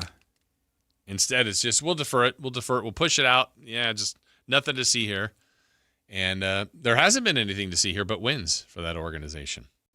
So Skubal making his Dodgers debut today against the Cubs at Wrigley. We got A's at Reds, Giants at Rangers, and Hard Knocks making its debut tonight. All right, well, we've got next for you is a little crosstalk. Matt and Kayla will stop by, and we'll have some celebrity birthdays and maybe even more for you. That's coming your way next. Like and subscribe to the Sactown Sports 1140 YouTube channel at Sactown Sports 1140 to get the Carmichael Dave Show with Jason Ross, Matt and Kayla, and the Drive Guys with Kevin Gleason and Alan Stiles on demand and at your fingertips. Get your fix of the Sacramento Kings, 49ers, Giants, Athletics, NFL, NBA, and the latest in sports and entertainment all in one place at Sactown Sports 1140 on YouTube. Your local sports leader, Sactown Sports 1140. Progressive provides protection for your boat and other outdoor vehicles so you can explore new things. Oh, I can finally try pesto. We meant like water skiing. I've just never had pesto. Or maybe take the boat somewhere new. I mean, is pesto spicy or sweet? Oh, guess we'll find out, right? Right. Bundle home or auto insurance with your boat, RV, or motorcycle and stay protected with Progressive while you explore. I don't know. Maybe I'm not ready for pesto. Progressive Casualty Insurance Company and Affiliates. Not available in all states or situations. This is the story of the one who keeps multiple buildings running smoothly day after day. Plumbing that flows, HVAC that hums, cleaning supplies that keep surfaces sparkling. That's why she counts on Grainger. With easy reordering online and 24/7 support, Grainger helps her keep the products she needs on hand. So shelves stay stocked and buildings stay ready. Call 1-800-GRAINGER, click Grainger.com, or just stop by. Grainger, for the ones who get it done. Country in the Park 2, presented by your California Army National Guard, October 23rd at Heart Health Park at Cal Expo with Bailey Zimmerman, Russell Dickerson. Plus more. Enjoy line dancing, live DJs, mechanical bull, and food trucks. Tickets start at just $70. Country in the Park 2, October 23rd at Heart Health Park at Cal Expo. Brought to you by Hyatt Vacation Club and Raising Cane's Chicken Fingers. More info at CITPFest.com. We wouldn't be celebrating America 250 if it wasn't for a strong foundation set by the framers. Hamilton built America's financial foundation on sound money, later embodied by the gold standard. But we abandoned that discipline in 1971 and have seen inflation erode the dollar's value. What's the foundation of your savings? Is it gold or something that can be devalued? Hi, it's Dr. Ron Paul, and I encourage you to speak with my friends at Birch Gold Group about diversifying an existing IRA or 401k into a tax-sheltered IRA in gold. Learn more by requesting a free info kit on gold IRAs. Just text the word SECURE to the number 989898. Let Birch Gold help you build your foundation with gold. Text the word SECURE to the number 989898. Text SECURE to 989898. It's time for the news of the day. The latest headlines, the biggest stories, hard-hitting analysis. Yeah, this is none of those things. And now, here's Carmichael Dave and Jason Ross. Oh, you're off. Is that on me or you? Yeah. You would wake up every morning at home and just look in the mirror and go. And then start coughing up a lung. Kayla did it once. Where's Dave? Twice. Twice, you're right. Yeah, where's David? Dave is not here. Why is that? I think Dave's sick. Come on, Dave. What if he dies? Should we talk about that? Would you like to call him? Yeah, sure. Let's call him 6 times. Let's do it. Chris, do you want to do it in there? Yeah, well, it'll be easier for Chris to do it, I think. Doesn't he usually call on He that does, phone? and I don't know he how always he does screws it up, and I'll screw it up, I'm sure. How are you guys? Good. Yeah? Just typical Tuesday. Yeah? Ooh. Yeah. Wait, Kayla has names for a lot of days. She has Friday, Junior is Thursday. Now we have Typical Tuesday. Typical Tuesday. Meh Monday? Yeah. Yeah. Meh. If he answers you, you start it. Because he called you when you were sick. I doubt he'll answer. What are the bets? No way he answers. No way, you Oh, said? he does? No, he's saying no. Yo. Oh, hey, Dave. How are you? Oh, here we go. I just have one question for you because I didn't want to. I know you're sick, so you need to rest. I just have one question. If you were to die, would your son and daughter call the next guy like dad or by their first name? There probably already is the next guy, dude. They probably already call him Dad. So Good for congratulations. Hey, buddy, are you sick? the screen. Yeah. Say it again. Are you sick? Was it from the shower at the airport? Yeah. By the way, speaking of you, Matt George, guess who I ran into yesterday out of all places that actually worked with you at the TV station and had very, very nice things to say about you. In England? He's in New York. Oh, in New York. Yeah. I don't know. Who? Nobody? That's the joke. Oh Good my bit. gosh. Good bit, You Dave. called it. Good bit. He got me on that one, actually. I know. I was like, who is this? Who's it going to be? Oh, come on. He did get me. I mean, He he's got me never too. done that one to me. I've seen him do it to other people, but he didn't want any part of that, did he? Good bit. Yeah, well done. Shoes on the other hand. Uh-huh. Is that what they say? I don't think so. Yeah. I don't think that's right. Yeah, I think it sounded right. What do you guys got coming Looks up like today? the shoes on the other foot. Yeah, there it is.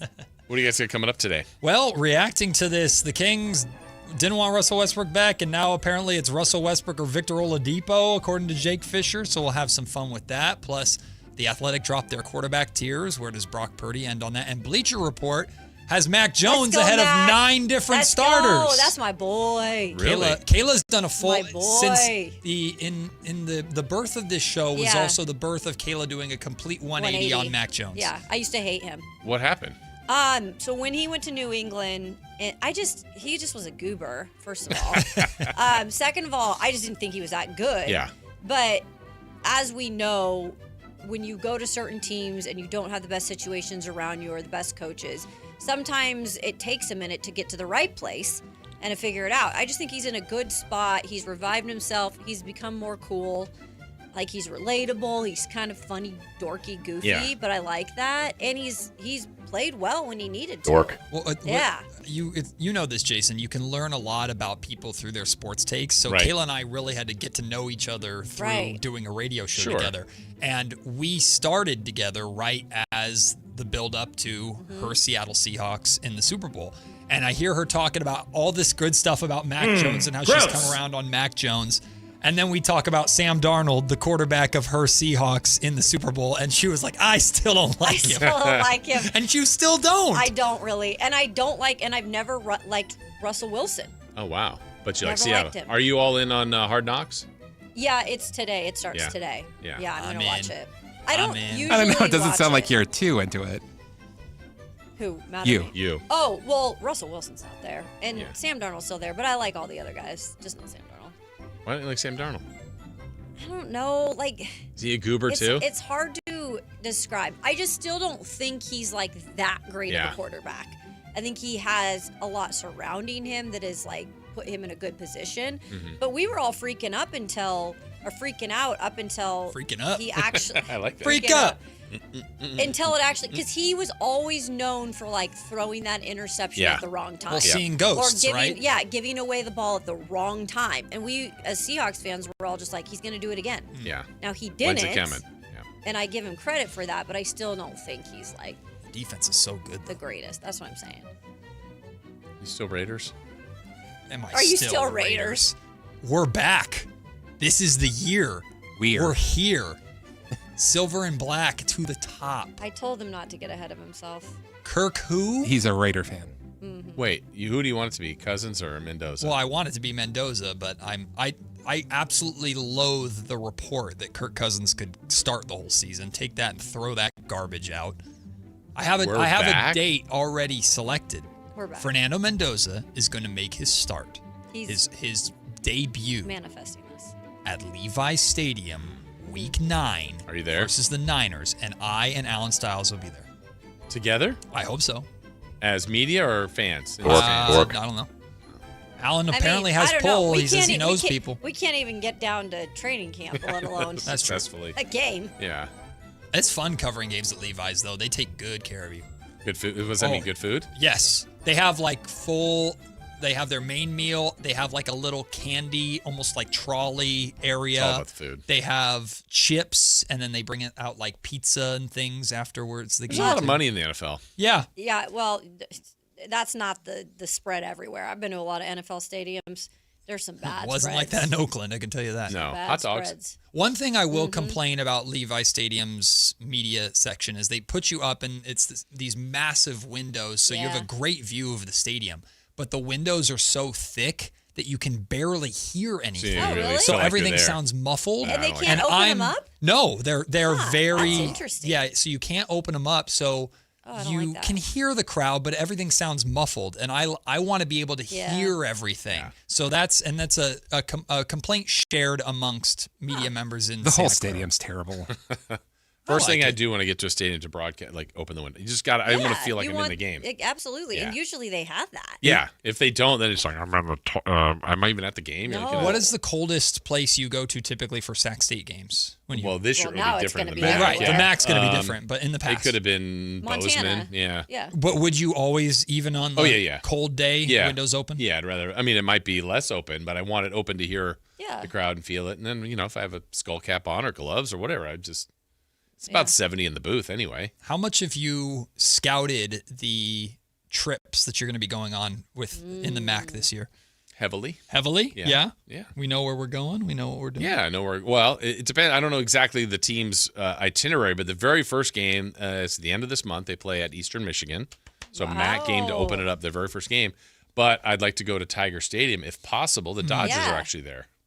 Oh. Wouldn't that be weird if it was like Dave Scooble's loves return? LA. That would be Dave kinda loves cool. it. That is kind of weird. I guess he makes his start tonight. Yeah. First start with the Dodgers tonight. Yeah. What other towns are you going to? Where Going to Bowling Toledo? Green is. Okay. I've Toledo's been to coming Bowling Green. here. Where is Bowling Green in? It's Ohio. Ohio. Yeah. Gross. Muncie, Indiana for Ball State. Is Gross. that where Ball State is? We have another Central Michigan. That's the latest in the year, so that's going to be cold. What part of the mitten? The thumb. Ah, And then in Hawaii. that's In cool. Fresno. When Sac State really? when it was first announced Gross. that Sac State was going to the MAC, I was very skeptical just in terms of how the whole process kind of played itself out. I was telling Kayla this yesterday because growing up in Sacramento, I've never really cared too much about Roseville. college football. Sacramento. I never really cared too much about college football. Placer County. Now, I don't know. We're getting close, and I'm really excited for college football. Good. I think I've helped him with that. Good. How? Kayla influence. Well, because I've covered it my whole career. And every time I bring up Arch Manning looks fine. No, he's stupid. I don't want to watch Yeah, Arch because I Manning. had to talk about him for 9 years. You poo-poo everything that I'm excited about. Because you need to be brought To down be fair, the that's all of real- us, Matt. Reality. That's fair. That's a good point by Chris. Well, I'm glad you're excited. Thanks. Are you No, excited you're for not. celebrity birthdays? Always. Okay, let's do it. Always. Let's start with on this date, August 4th. In what year did the movie Talladega Nights Ooh, come out? 2007. I think she might be right. Let's do 2009. 2008. Kayla's closest, 2006. Ooh. How about Miley Cyrus's song "Party in the I USA"? love that song. It's Charles T. Hamilton's national guilty anthem. pleasure. What? Charles T. Hamilton's. And yours. Oh. Oh, But sorry. he's mentioned Charles first. He didn't mention me at all. 2009. Yeah, probably was around that. Let's do 2010. I'll say 2008 again. Should get this right, but Kayla has the exact answer, 2009. Wow. How about this show that you watch faithfully, Always Sunny in Philadelphia? I love that show too. Started on this date in what year? Anybody? Okay, I'll go first. 2011. 10. 2004. Chris is closest, 2005. Oh, wow. ha- It's that old? Happy birthday today to Barack Obama, who I believe is in the other room, isn't he? Like you. Yep, there he is. Hi, Barack. Barack Obama welcome. is a charming 66. 65. I think he was born in 60, so I will say 66 as well. We have a correct answer. It goes to Kayla Anderson, 65. Happy birthday to 61. Billy Bob Thornton. Oh, God. Billy Bob. Billy I Bob. like them French fried taters. I don't know. 68. 70? 72. A tie between Kayla and Chris, 71. Happy birthday to Meghan Markle. Ooh. Is that the woman from Suits? Yeah, she's Prince Harry's the Suits lady. Yeah. wife. The FedEx girl from Horrible Bosses? Yes, good pull. She is 44. I'm going to say 37. Oh. 43. Matt's closest, 45. For Whoa. She's Meghan. 45? She looks great. Wait, what? Happy birthday to Sacramento's own Greta Gerwig. Oh, I should know this. Should I? She's from Sacramento. You grew up in Sacramento. You should I know. did, yep. Oscar-nominated director. Lived right down the street. No, she lived in Sacramento. Yep, I lived right there. 62. 62. I don't. 54? Am I closer? Now I don't know. I have no clue. That's all right. Give it a whirl. 78.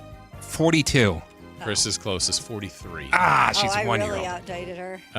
Roger Clemens. I knew that. Roger Clemens. Roger Clemens is in George's box. Roger Clemens is 67. 65. 61. Kayla's closest, 64. Jeff Whoa. Gordon. Jeff Gordon. He drives Let's fast. go racing. I covered a Talladega. He won. Boogity, boogity, boogity. 55. 57. 56. We have an exact answer. Matt George, 55 for Jeff Gordon. Last one, I think you probably covered him at Eastern Washington. I think maybe Kendrick Bourne. Well, you go first. Then. No, I didn't. Oh, you he missed was him? he was after me. By the way, did you see their new locker room? No. That's Washington State's new locker room. That's my school's locker room. Isn't that what he said? He went to Eastern. Oh, Eastern Kendrick Bourne Washington. went to Cheney. I'm sorry. Anyway, I saw that that'd be video. I was like, CS. Correct. I will say 29. Where do you go to again? Oregon? Eastern 20. Washington. Oh. 28. Boo, Sacramento. Oregon. 29. The 229s were closest. 31 for Kendrick. All right. All right, that's it. That's Good it. job. Woo. Matt and Kayla. Let's go. They're next. 49ers wide receiver Ricky